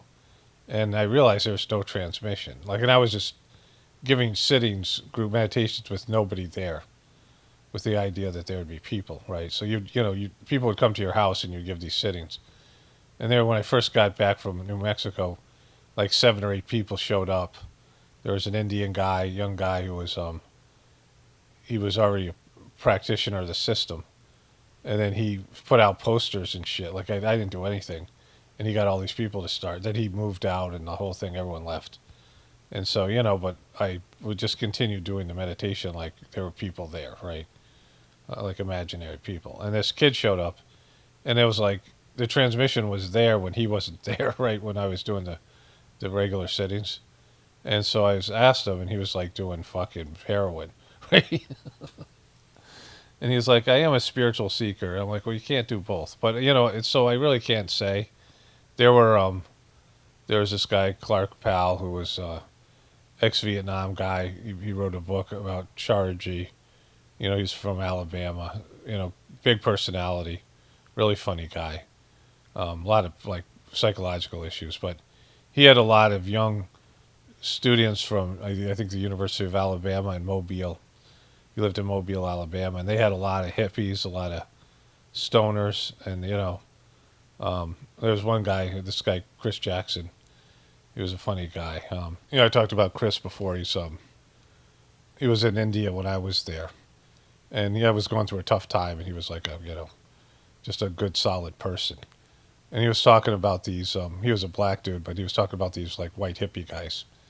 And he was telling me this story where these guys who were practicing meditation, they were driving and they had like piercings in their face, and some Alabama cop pulled them over and said, "What the hell is that in your face, boy?" And there's another story where these kids, they came to India. They didn't call their parents. They were there for like a month. And they didn't call their parents, and their parents were looking for them and somehow got a hold of the office. And Charji called them in and chastised them because he was a very practical person. In India, they're very, they have a family is like really more, their families are enmeshed. Like the family's so important in the Indian culture. It's not so much now, they're westernized. But back then, and he was shocked that they didn't call their parents and tell them they're all right, and he said, plus he didn't want the thing to be considered like some kind of cult or whatever, anyways, but, so the answer is, I don't know, really. You either feel the transmission or you don't. But I do know, like I had an operation when I came back from India, and I had to go on OxyContin for I was in so much pain, I'd resisted, but I couldn't fucking do it. And then my video sucked. Like, I was just kind of loopy. I was falling asleep all the time. I had all kinds of issues. It caused all kinds of problems for me. And then I went on Valium for a little bit, and then the pain got okay. So, but it was 2 weeks where it was just, I felt disconnected, so, I mean, I don't know what to say, but, I don't know what kind of, there is other sort of natural pain stuff, but if pain's debilitating, you got to do what you got to do, right? I don't, I mean, sometimes the pain is so bad that it's almost impossible for you to, like, bear it. I don't know. There's more subtle things out there, like valerian root. I'm not recommending anything. People have to figure out this for themselves. My question is, can this interfere with my transmission? If I don't smoke it, I can still, all I can think about is the pain. If the pain's interfering with your meditation, then, I mean, it's a hard thing. And so here, I remember the story of young kids traveling. Oh, this person writes this. I remember the story of young kids traveling where smoking hash and not receiving transmission. But I also remember you saying about what is needed. Probably worded wrong. Any guidance would be amazing. And also, I don't know if you heard of the Valsalva maneuver. Cardiologists use it in the PT with tachycardia. I would describe it, but my message is already long. I would hate to basically hold your nose and blow all the airplane, like on an airplane, and look up. It's not a cure because it stops the moment. That's a scary feeling. Also, your voice is very relaxed. I haven't gotten me through many long days and nights while on chemo. I am so glad I found you years ago. Have a blessed day, Paul. Well, nice message. Yeah, I'll take a look at that thing. I had a little bit of a episode last night, which I'll talk about at the end of this thing. Let me go through the rest of the comments here. Yeah, like I said, like I can't, I mean, pain is pain, and whatever people have to deal with in terms of pain is, I mean, it's just like pain is a valued thing in Sajmarg, in the meditation, and so, I mean, pain is the pain of love is like the ultimate thing, where you're craving to connect with God, and internal pain and whatever it is. There's emotional pain, and even physical pain. All the masters of the system were in great physical pain. Lalaji had a hole in his liver. Babaji had an ulcer. Charji had debilitating migraines, but then he had leg pain. It was from a past life where he was like fucking Spartacus. He was some famous Greek guy. I'm not sure. Or maybe not Spartacus, but some guy who was a slave. I'll remember it. And he had chains on his legs, and it left an impression, and he had really hard, painful leg pain, which I think eventually was like bone cancer. And so, I don't know what they did or what they didn't do to help him with that, but I know he was under great physical pain. So, there's not really an answer here because, everyone's got to figure it out. But if there's any way to, there might be stuff out there that you can take that's more subtle. And again, not recommending something, but if there's something more subtle, if you feel like it's interfering with their meditation, then, whatever. Let me see these other comments here. Okay, so somebody wrote this, which is interesting. I want to get to the Oklahoma City thing in a second here. I heard Dodgy named Donald Trump the master in waiting. Dodgy's the piece of shit guy who took over Sajmarg and turned into the dumb fuck cult of heartfulness that I've talked about so much. It's interesting because he might say something like that, but then I looked it up. So if you have any kind of... So I looked it up on AI Gemini. There's no public record of the factual evidence indicating that Kamlashti Patel, fondly known as Dodgy, the spiritual leader of Heartfulness movement, has ever named Donald Trump master in waiting. And then it gets into the spiritual lineage and politically neutral aspect of the organization. So, but that was interesting that somebody wrote that. I guess they were making a joke. And then right underneath that, There was two people who made this comment. Paul's a Freemason. It's his 33rd year of spiritual practice.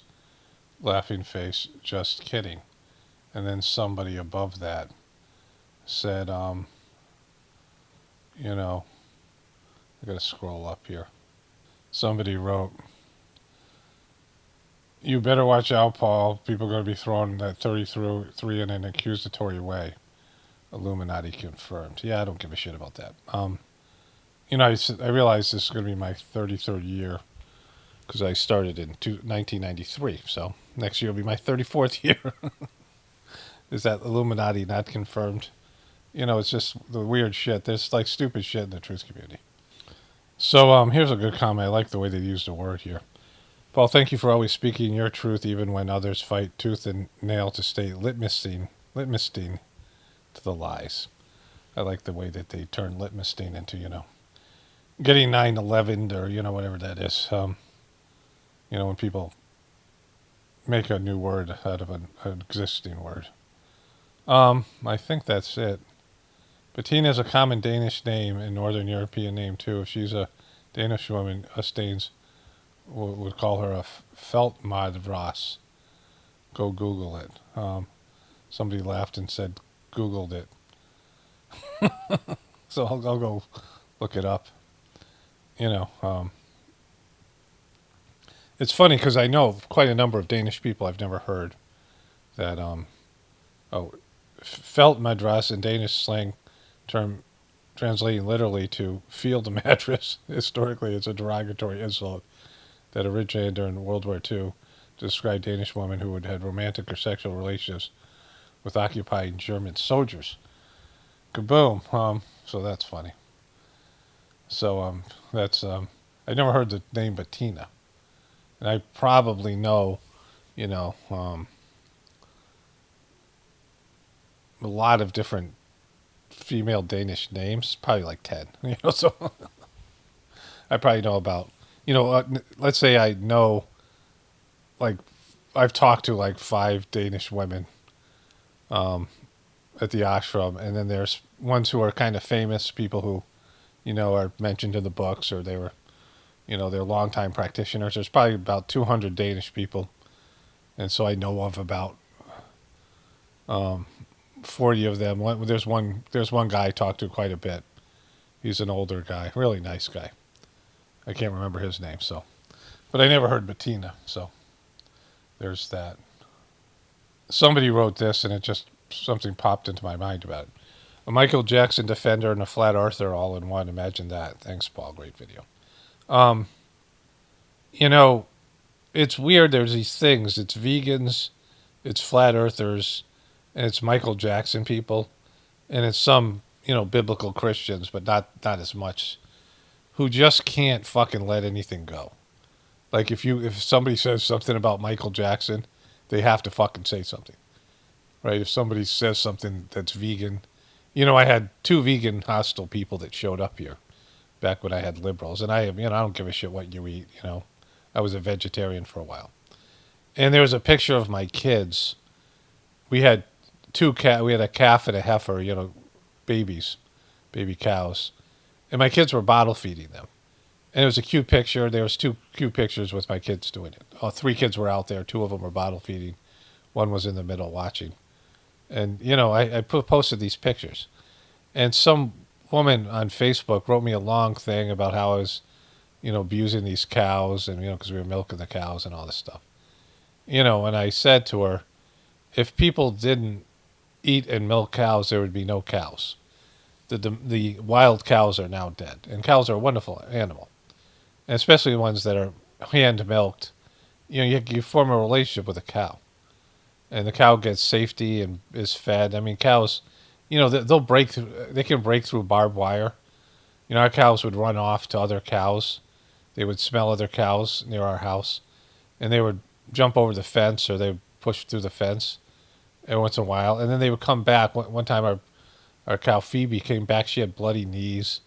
And she came back to the farm. Like she wandered away. She broke through the fence, and then she came back because she wanted to fucking, you know, be in whatever it was, this situation where she was getting well fed and these other things.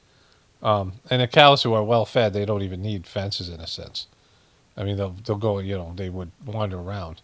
In India, they just let them wander around the streets and they come back home, right? And you answer when you call their name, they answer and shit. I mean, they'll come when you call them.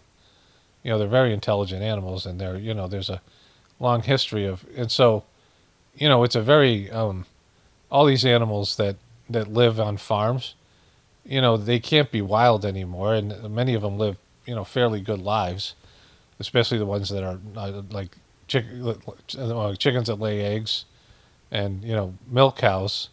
They live long lives, and they're valued, and they're like they're like pets in a ways, and whatever. But this woman wrote this long fucking thing, and I'm like, there's so much hate and violence in your fucking system. You're talking about being a vegan, and like you're not trying to kill anything, but you're so hateful and violent and angry and fucking, and she didn't like that.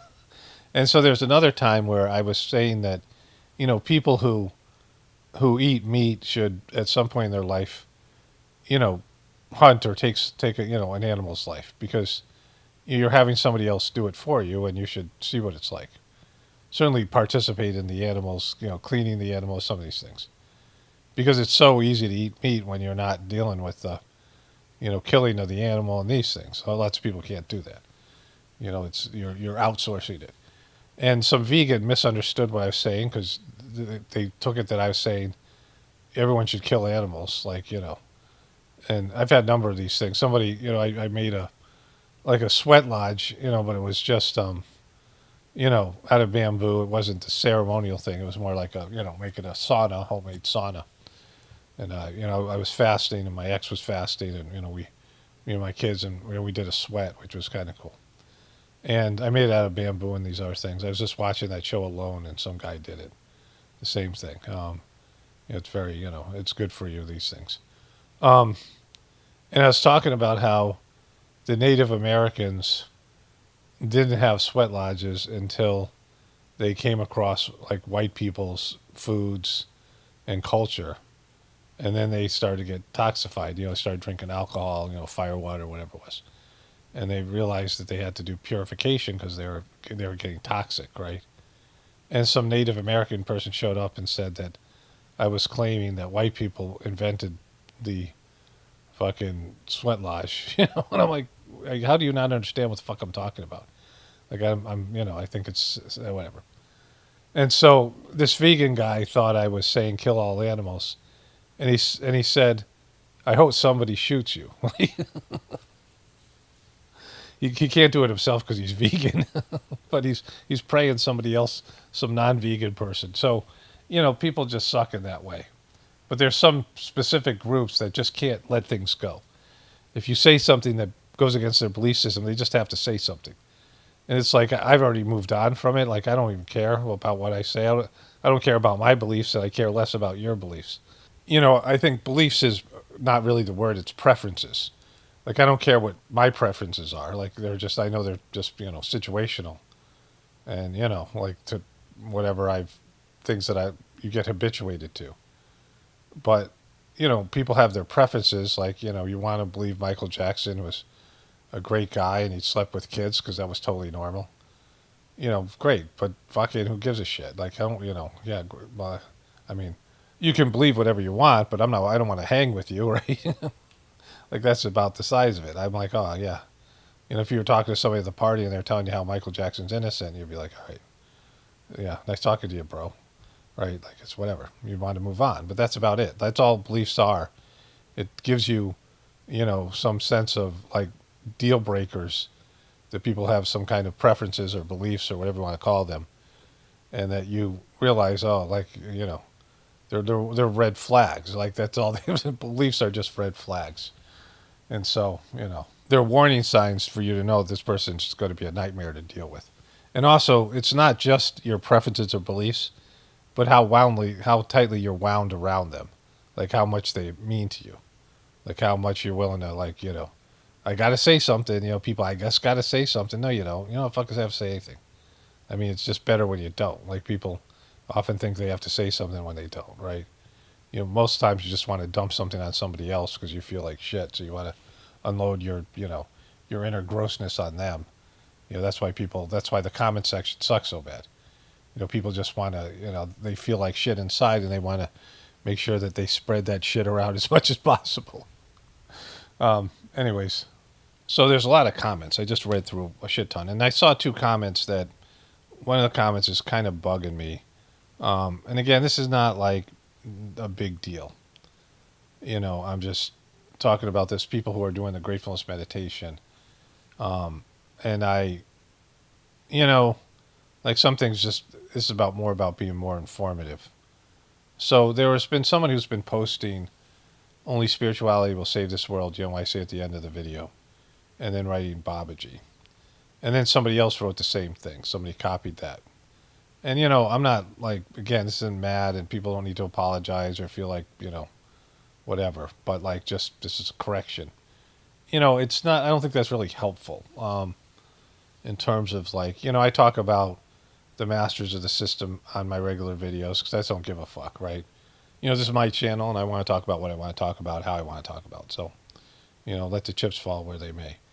But what I don't like is when people leave biblical quotes that have nothing, first of all, they shouldn't do that at all here because this isn't a Christian channel. But, for the same reason, saying this stuff with Babaji and saying the same thing over again, it's like spamming. Like I dislike spamming, right? Heartfulness, they didn't understand. Well, there was people posting Sajmark videos on social media. Well, first of all, the Master Charji was an incredible salesman. Like he was just good at selling things. Like he was just a natural salesman. And he talked about his success was that you have a great product. The most important thing is you have a great product. You don't have to lie about it. You just show the person what you have. He worked at a fucking plastic company, but it was a good one. And he rose to, like CEO of the company. And he was well educated, well versed, westernized, and he could just sell anything, right? He could just bring in donations and things like this. But he was very clear that Sajmark shouldn't be sold. That, people who were going to find it were going to find it, whatever way possible. Whether it was a poster or they meet somebody, they would find it. The people who were meant for it, and everyone else was, they were welcome, but it really wasn't meant for them. And he did not want people posting on social media. Like he didn't want a lot of, because, he was worried that people would really not understand what they were saying or don't understand the teachings, and they would post things that would be, detrimental to the system, and so he wanted to have kind of control over that. So there's no rules, but he would say, they would say, please don't post stuff on social media. And then, after he died, Daji opened it up, which I thought was a good thing. Before Daji turned into a piece of shit, or I figured out that he was a piece of shit, or whatever it was. It was both things. Like he got worse, and I could see more clearly. But people started to post like videos of very poor quality. There's one guy, he posted Chargie's face on Santa Claus's body, and I very seldom call people out or say shit to people. Some random Facebook dude from India who I didn't know. And I'm like, this is just inappropriate, right? Like things like that. And they would post things that were, that were counteractive to the system. Posting a video of poor quality, either the audio and visual stuff was like, not matching up. And so they created a team of people to go and harass anybody on YouTube and ask them to take down the videos.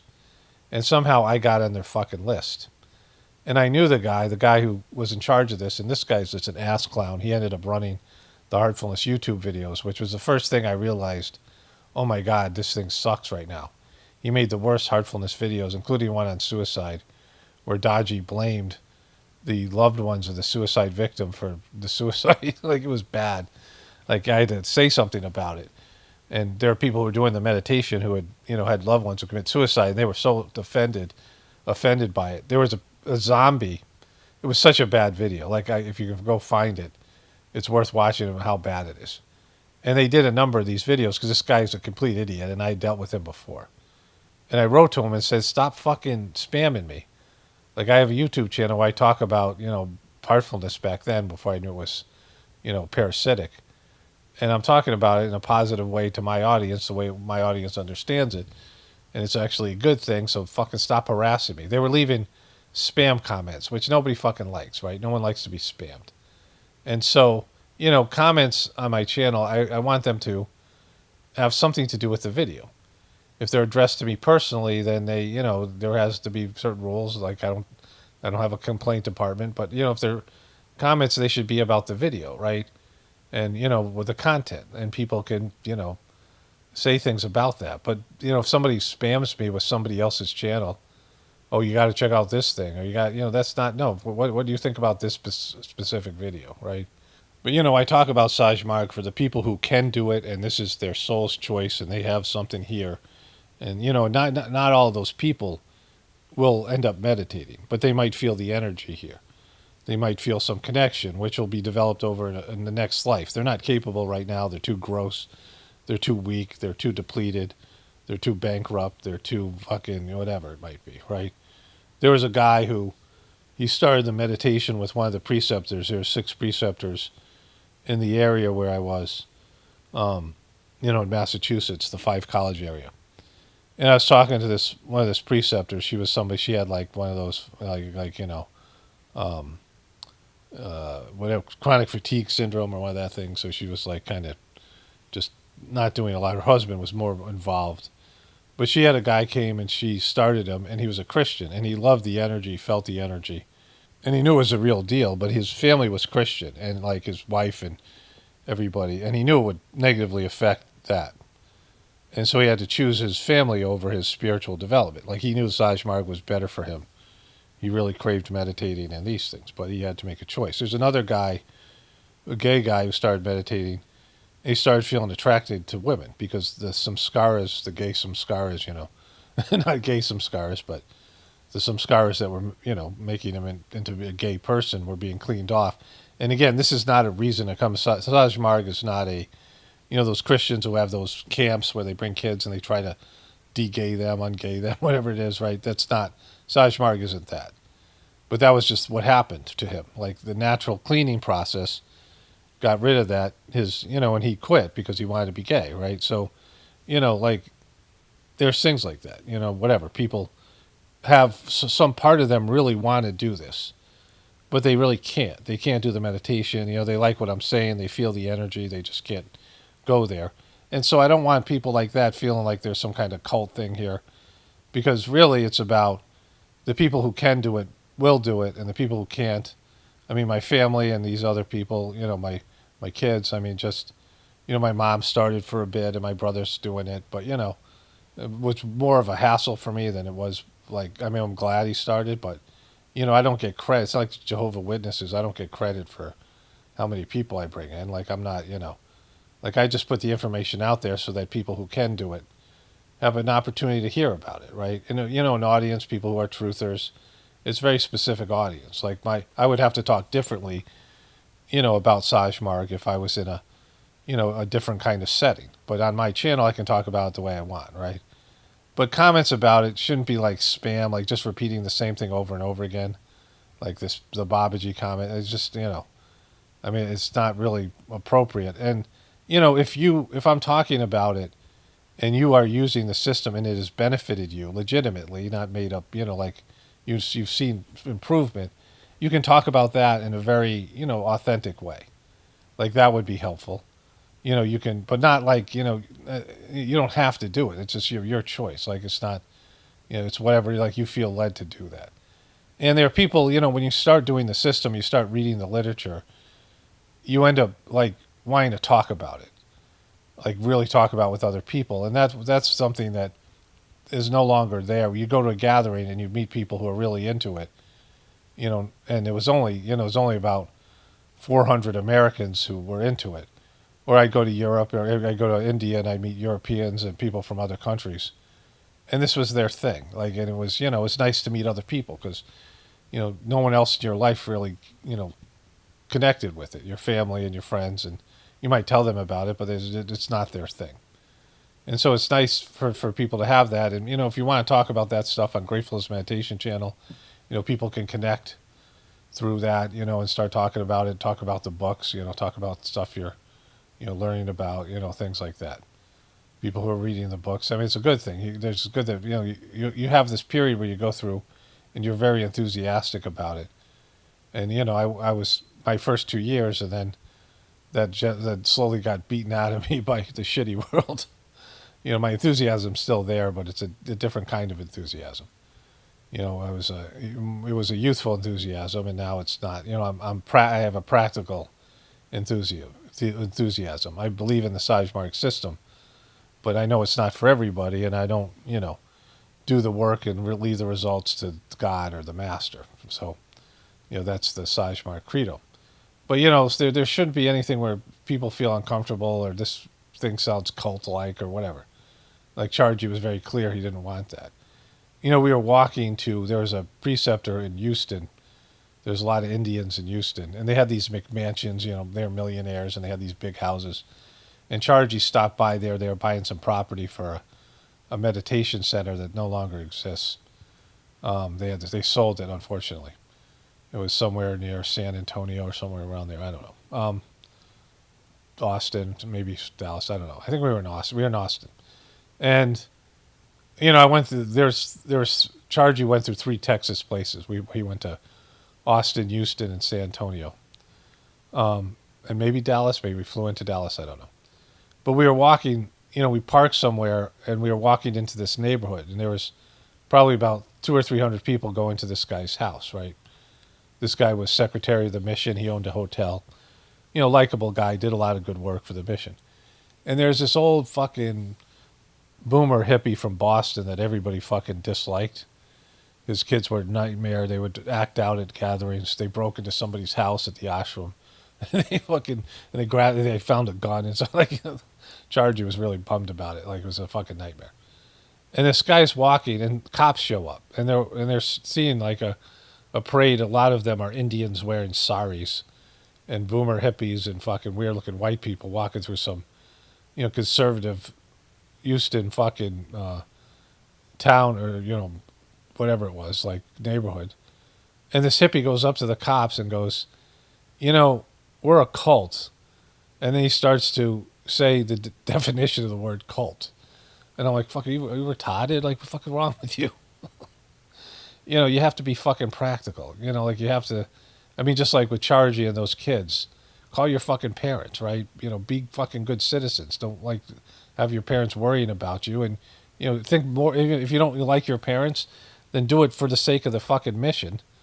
That their parents don't think it's some weird cult that their kids disappeared and they're now kidnapped in India some fucking where, right? Be a fucking, like a normal fucking, regular person. There was, they didn't like you wearing shorts, which after a while I was just like, fuck you, I'm wearing shorts. It's India and I'm wearing shorts. You go to India and then fucking men are all wearing slacks. They got this weird thing with ankles. And, I played into it for a while, but I was like, fuck that, right? Because I noticed sometimes they would be pointing out something, if someone was giving a talk, and they would point it with their middle finger, not their regular finger.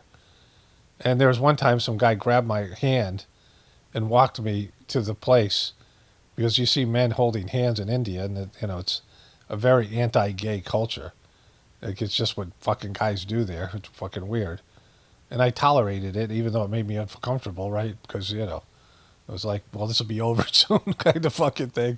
And so I'm like, I have to tolerate your culture, so I get to wear fucking shorts, right? But there's a guy who's just an ass clown. He's a guy from California, and he was center in charge, and I had some interactions with him, and he was always saying stupid shit. And he was talking about how people should dress and not wear jeans. And everybody starts fucking laughing at him. He's giving a talk because Chargy is sitting on the dais behind him, and he's wearing jeans. When Chargy went to every country, he would dress like the people in that country. He was wearing jeans in America, and he wore whatever, because he didn't fucking want it to be like some, this isn't a priest. There's no, these are all just normal. The master of the system is a normal person with a job who does this work voluntarily as they get older, it becomes a full-time kind of thing, but they don't get paid for it. They don't receive any money for it, and it's just, there's no priest class, there's no monks or whatever it is, right? The preceptors are all people who, voluntarily do this, and they should, they don't start thinking of themselves as better than the other people and all that shit, right? You get to participate in the work. And so, the Sajmark system should be like that. And so when you're, talking about it, it should be like, if you're talking about to other people, it should be about, what they need to hear in terms of like what they're comfortable with. You got to meet them where they're at. And, I don't do that for people here because I'm just fucking over it and like tough shit. If you don't like it, like this is where I get to talk about it. Like this is my place. I don't have a, support system. And, this is, I talk about things honestly and this is how I feel about stuff. And, if it makes people uncomfortable. But like in the comment section, if you're trying to, I don't know, what's the purpose of saying, only spirituality will save this world and misquoting, Babaji's real name is Ramchandra. So if you were going to quote him, you'd say Ramchandra. But really, it's not, it makes me unhappy and it makes me uncomfortable. And I'm like, not sure what's the purpose of it, right? Like I said, if you want to talk about this stuff, do it on Gratefulness Meditation. And if I'm talking about the system, the practice, and you experience benefits from the practice, then yeah, leave a testimonial or whatever. But I don't want to get it where people are like, spamming other channels with quotes and, or talking about, like it's just, it backfires. Like every Christian who leaves a quote is fucking Jesus over and the Christian religion over. It just, like anybody who quotes like John 3:16 or something, or just leaves multiple quotes, it's like, this isn't the place for it. If it isn't a Christian, if you're Christian people doing that shit, great, do it in your Christian place. But it makes other people uncomfortable. It doesn't work. Like doesn't bring people in, doesn't attract people to your thing, right? So, the best way that you would, Charji talked about is you live your life in such a way that people see you're different and you're kind of, he didn't use the word better, but you're on a different level. And then they're like, "Oh, what does this person do? I want to find out what this person does," right? Because they see you as somebody who's like, "Oh, this person's got it together," or whatever. And not that you got it together in a way like you're successful, but that, you're able to respond better. Like my first year, I was working at this place and, treatment center with kids who were termed sexually reactive. And I could have gotten a promotion, but I realized that there's two girls that were, my bosses were lesbian bosses and they hated these two girls. And they were both there longer than I was. And I knew if I became the head of my unit, my week, and I needed the money, but like I didn't see myself as doing the job. And I knew that these two girls would quit. Because they had been there longer than I had, so it was like whatever. So I declined and I got an extra part-time job instead of getting this position. And then I kind of, the girl who got the position knew that this would happen, and she was grateful that I did that, and so she was open to my ideas, and I implemented a lot of the ideas from the Sajmark system that I was reading, about in the books, and they noticed how like we worked. We came in for a staff meeting on Wednesday, and then we worked a little bit. And that was both sides of the week, right? There was two sides of the week. People who worked Sunday, Monday, Tuesday, and then they worked Wednesday. And then people worked, came in for the staff meeting on Wednesday and worked Thursday, Friday, and a double Saturday. The other people worked a double Sunday. And so it was, and the Saturday doubles were really shitty until I started to like talk about like let's just be like, let's create an environment like we grew up in, instead of letting these kids bring in their fucking hell, their hellish family life into the place. And we started to play ultimate frisbee because the kids couldn't touch each other, and there was a game where you could get the kids to run, and so the kids weren't getting restrained anymore, and we were having cookouts and we were doing things. But Friday nights were often kind of tough for whatever reason. There were a lot of restraints, and sometimes we worked till 10 on Friday night. And then we had to come in at 7:30 on Saturday morning. And I came in, and I'm not a peppy person, but I came in with a lot of positive energy because I was doing the cleaning. And like I came in fresh, and some of the people noticed it. Like all my coworkers noticed it, and they started to listen about the meditation. And two of the girls started, the one who was that got the supervisory position, and somebody else who started after I did. And they went and got their sittings, and it didn't click for them. They weren't really into it, but they did it because they saw it had a positive effect, and they saw that the philosophies and things that I was talking about worked in a practical way. Like they saw it being a good thing, right? And so, people should see gratefulness meditation, Saj Marg is a good thing and that it works, and like they don't have to get into all the other bullshit, right? It's not important for people when they start, right? Just that it can benefit them. And then they try the meditation, and for some people they connect with it, other people it doesn't, but they'll come back in a future life. That's the thing about the Saj Marg system. Once people are in contact with it, their soul will set up their conditions in a future life. And that was, a big part of it. Like there's been, only a couple 100,000 people do the meditation, and a lot of them do it shitty. There's probably only been about 10 or 20,000 people worldwide, most of them in India, that do the system well, and it's their thing. But all the other people, there's been millions who have received sittings or experienced the transmission one way or another. And all those people, their souls will, ruminate over it and come back and do the thing in a future life. So there's that. Well, this is going a lot longer than I thought. So I was going to cover that separately, but I think it's good that I did this.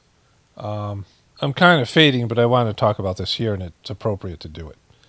So there's a guy called the Dodgy Truther. And so, I started making these videos, and I started talking about Saj Marg and, heartfulness when I didn't, know heartfulness sucks. I didn't know Dodgy sucked, right?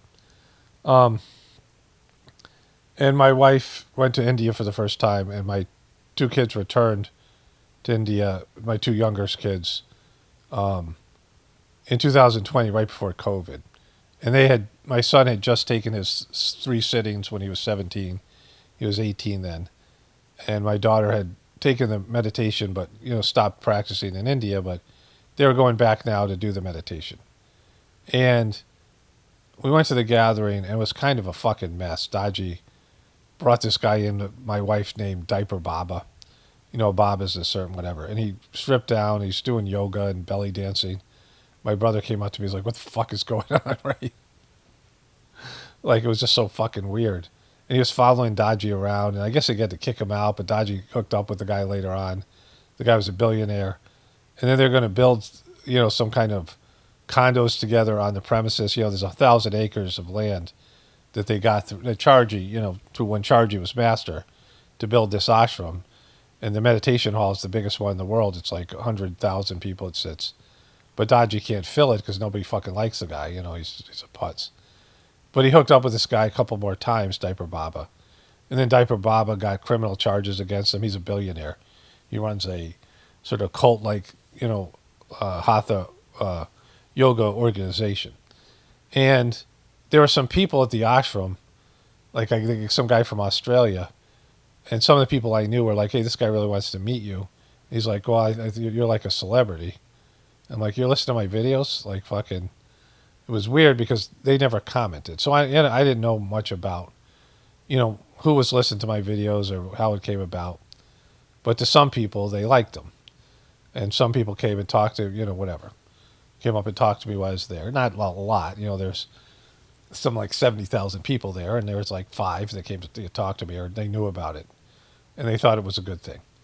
And then after some time, I realized Dodgy was a total piece of shit. There was this thing called the Brighter Minds scam where, I talked about this in depth. And I decided to post it on Facebook, and I had like 200 or so Abhyasi friends, people who did Saj Marg, and now we're doing Heartfulness. And I called Dodgy out. I called him a little bitch in one of the videos. And I did it in the Journey series. And my Journey series, it used to get like 2,000 views. Went from 2,000 views to 10,000. Like some had 8 or 9,000. I made a 9-hour video that got like 9,000 views. And most of them were people who did the meditation. And most of the people who knew me, maybe they, I don't know if they liked me or didn't like me, but, they weren't psyched about what I was doing, or they didn't understand it, or whatever. And then there was a group of people who knew Dodgy was a piece of shit. And there's one guy, he's a photographer, wealthy guy I saw him in India. I met his wife. We were Facebook friends, and I saw them. My son and I were staying at a hotel because Dodgy made it that kids couldn't go to gatherings because he's a piece of shit, and it was a whole story I talked about before. But I knew of him, and this guy is really into. Well, I call him the Dodgy truther, and one of the things that he's always talking about how, they've brought in Hatha Yoga, which is in the Sajmark tradition. Hatha Yoga the poses were developed because people used to meditate 18 hours a day, and their bodies would get atrophied. They weren't using their physical bodies, which in Sajmark is a no-no. Like, you're supposed to have a spiritual wing and a material wing. All this stuff where you go to places like ashrams or temples or, whatever it is, monasteries, and you run away from life. That's not, You're supposed to have a job, you're supposed to have a family, and you're also supposed to be spiritual. Like, you do both things, two wings. And Hatha Yoga was developed by these guys who used to meditate to massage their organs. Some guy had this divine revelation that these yoga poses would help them be physically fit so their bodies wouldn't atrophy. And so it doesn't really have anything to do with connecting to God. It's, it comes from a divine revelation, but not, and it can interfere with the Sajmark meditation. Like stretching and doing things is okay, but the Hatha Yoga and the Raja Yoga, which is what Sajmark is not the same thing. But Daji started to do Hatha Yoga seminars, and he had that guy Diaper Baba, and this guy I call the Daji Truther, who really dislikes Daji, and he had a group of people. So there's a group of people that started showing up, and they started telling me things. That's how I found out about the Brighter Mind scam. Some kid, an Indian kid from who lived in Ireland, and his dad was a preceptor, and he found out about it, and they told their preceptor, and their preceptor threatened them because they were talking about how this was it was getting fucking weird. And all these people showed up, and some of them were telling me things I didn't know was disinformation. People were like burning me in effigy, or not figuratively. They were calling for my assassination on fucking next WhatsApp in India. The whole thing got kind of weird. And then people started putting memes of me versus Dodgy. And I'm like, I'm out. I don't want any of this stuff. Like, I'm not, like this. I'm not running this movement. But anyways, so the Dodgy Truther has kept in touch with me, and he sends me things every once in a while. And he wrote this thing to me where he said, I received a quote put at the end of Brother Paul Romano's article in the Golden Jubilee Souvenir of 1995. And I started in 1993, right? It's 33rd year, which, I just told you about in the comment section. And they asked for people to write things. And I wrote something for the magazine, and I thought they just took, there's not so many people that were willing to write, like it was, like they needed people. And it was some kind of like souvenir. It was a book, like, I don't know. And I'd be interested. I used to have it. I don't have it anymore. But somebody found it. And so the Dodgy Truther was really anti-Hatha Yoga because they now give us Hatha Yoga certificate at the ashram, and they're having Hatha Yoga seminars, and it has a completely different energy. And the Dodgy Truther, these people who are, were rightfully purists and know that this is wrong because it's said over and over again, don't do these things. Only do one of them. And so there's a quote under my article from Babaji, 1974. Hatha Yoga is belaboring and punishing the mind. Raja Yoga purifies the mind. It extricates what is not wanted in the mind. Babaji, 1974. And so that happened. So I thought I'd share that. Like, kind of a weird thing. But it goes with all the other things that I'm saying. That somebody found this souvenir, and like, I don't know how people feel about me. And if they do watch videos, they lurk. They don't ever, all these people I met were all lurkers. None of them left comments. None of them said, hey, yeah, I appreciate what you're doing, or, I mean, there were a lot of people that were supportive when I was shitting all over Dodgy, and they hated him because they knew he was destroying the system. But, it's a whole thing. All right, so I'm really fried. I've just talked straight for an hour after kind of wrapping up this video. You know, I had another minor episode, and I'll maybe talk about this later today or tomorrow. Last night, and I just, it's kind of become normal, and it's just whatever. I don't want to talk about it now. So I might talk about it or whatever, or just reflect. I was going to talk about this in terms of, like there's just, you go through these physical things and they become normalized after a while. And it's like, oh, Jesus, this is happening, right? So like I woke up and, I was angry for some reason without really knowing it. But I watched the San Antonio Spurs play the Oklahoma City Thunder. And I'm not really a fan of either team. But I've come to dislike the Oklahoma City Thunder because the NBA is rewarding them. The NBA, I mean, all these sports industry, all these major sports organizations, they are entertainment, which means that they can WWE the outcome of the sport for betting purposes or whatever reason they do it. They can control the narrative. And they can do this through the officiating. And also, they were having teams like the Golden State Warriors create dynasties because the owners were willing to spend money and be in the luxury tax and pay the penalties. And they could have better talent. And the NBA decided that was bad for the overall league. They're fucking owners and shit right there. 75% of them are from a certain, ethnicity. They are more about parity and, using the platform for whatever agenda, right? And not about the love of the game. And so the Oklahoma City Thunder realized the new rules, and the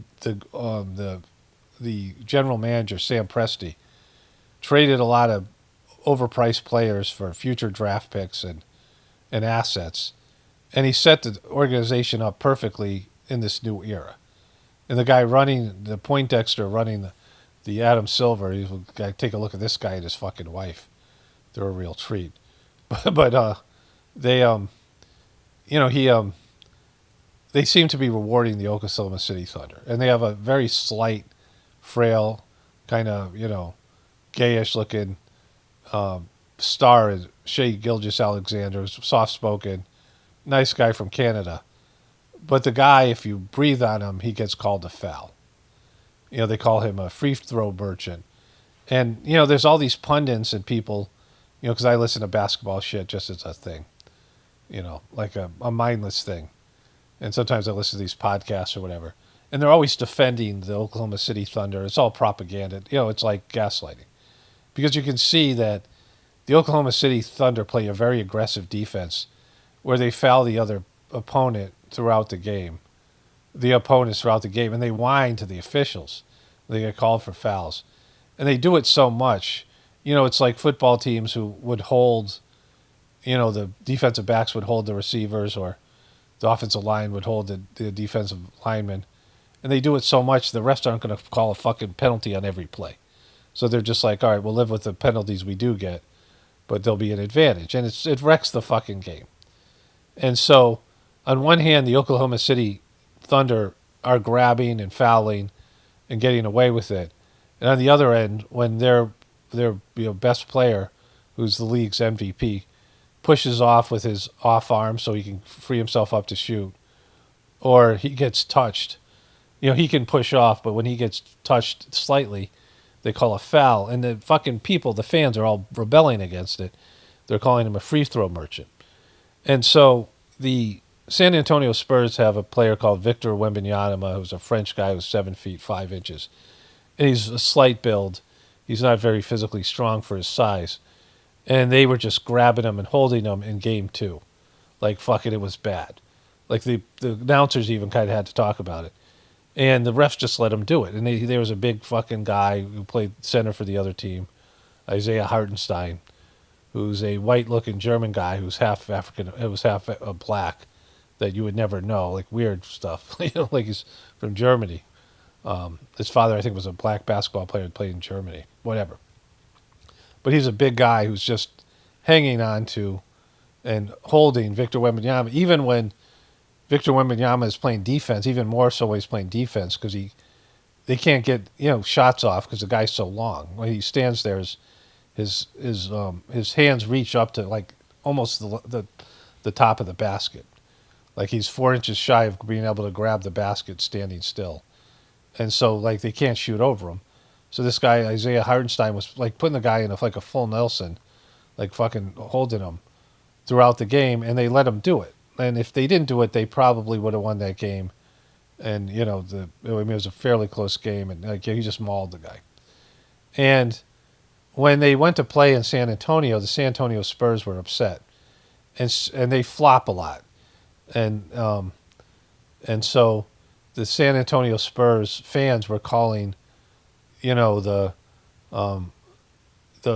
flopping is when you pretend that you got fouled and you didn't, or you exaggerate it, and they were calling Shai Gilgeous-Alexander a flopper. And so they went back to play in Oklahoma City. And during this game I watched last night, they have this guy, Alex Caruso, who's one of those fucking hustle guys that's running around. It's like, reminds me kind of my brother. People who are just hyper and just, aggressive. And he would run into another player on the other team and then flop. And they'd call a foul on the player on the other team. It happened like 4 times. It just wrecks the game. When you can see it, you're like, well, that's it's cheating, and it's just unpleasant. A lot of it, they started having these European players, and when you watch soccer, football, and in Europe and these other places, these guys lay on the ground like they've just been killed, and they exaggerate the injury or the foul or whatever, and they try to get the other team's player to get a yellow card or red card. And the Europeans brought that shit back to America in basketball, and it sucks. It's wrecking the game. Luka Doncic, these people, they exaggerate shit. And so the Oklahoma City Thunder were getting all the calls last night in the game, and it was clearly, fucking unfair. And the home fans started to say flopper to Victor Wembanyama, right? The guy's getting fucking manhandled. And the fans are not only okay with it, but they're calling him a flopper because the San Antonio fans called their guy a flopper. And I've seen this over and over in sports where people, want the refs to cheat for them. They want their team to get calls. They spaz out when they see a video and it shows the refs fucked up a call and they were against them. But they're perfectly happy to see the refs give them calls and, cheat for them. And why would you want to win that way? It's it's not legitimate. It's not a legitimate win because you didn't beat the other team. It was rigged in your favor, right? It should make you want to feel bad as a fan and certainly as a player because you didn't win anything. You cheated. The game's rigged in your favor. But that's how Americans have gotten, people in the world too. They think it's okay for their side, their country, their team to do certain things and cheat, but they get fucking offended and pissed off when other people do the same thing. I've seen it here in the comment section. I see it here with Republicans and Christians. You see it with liberals and vegans, all these fucking people. And, there's no sense of fair play or no sense of objectivity. And, that's when your system's fucked, where people are so myopic and can't see through shit. And, and I've said it over and over again. I've seen it in sports. I've said this exact same thing on my other channel, Apocalypse Now, and various videos. But, it's the downfall of the system because, you want to win with some sense of, I actually won. I actually accomplished something. I wasn't given it. I wasn't cheated. It wasn't, something that was, because, something that you win because the system's rigged is not a victory.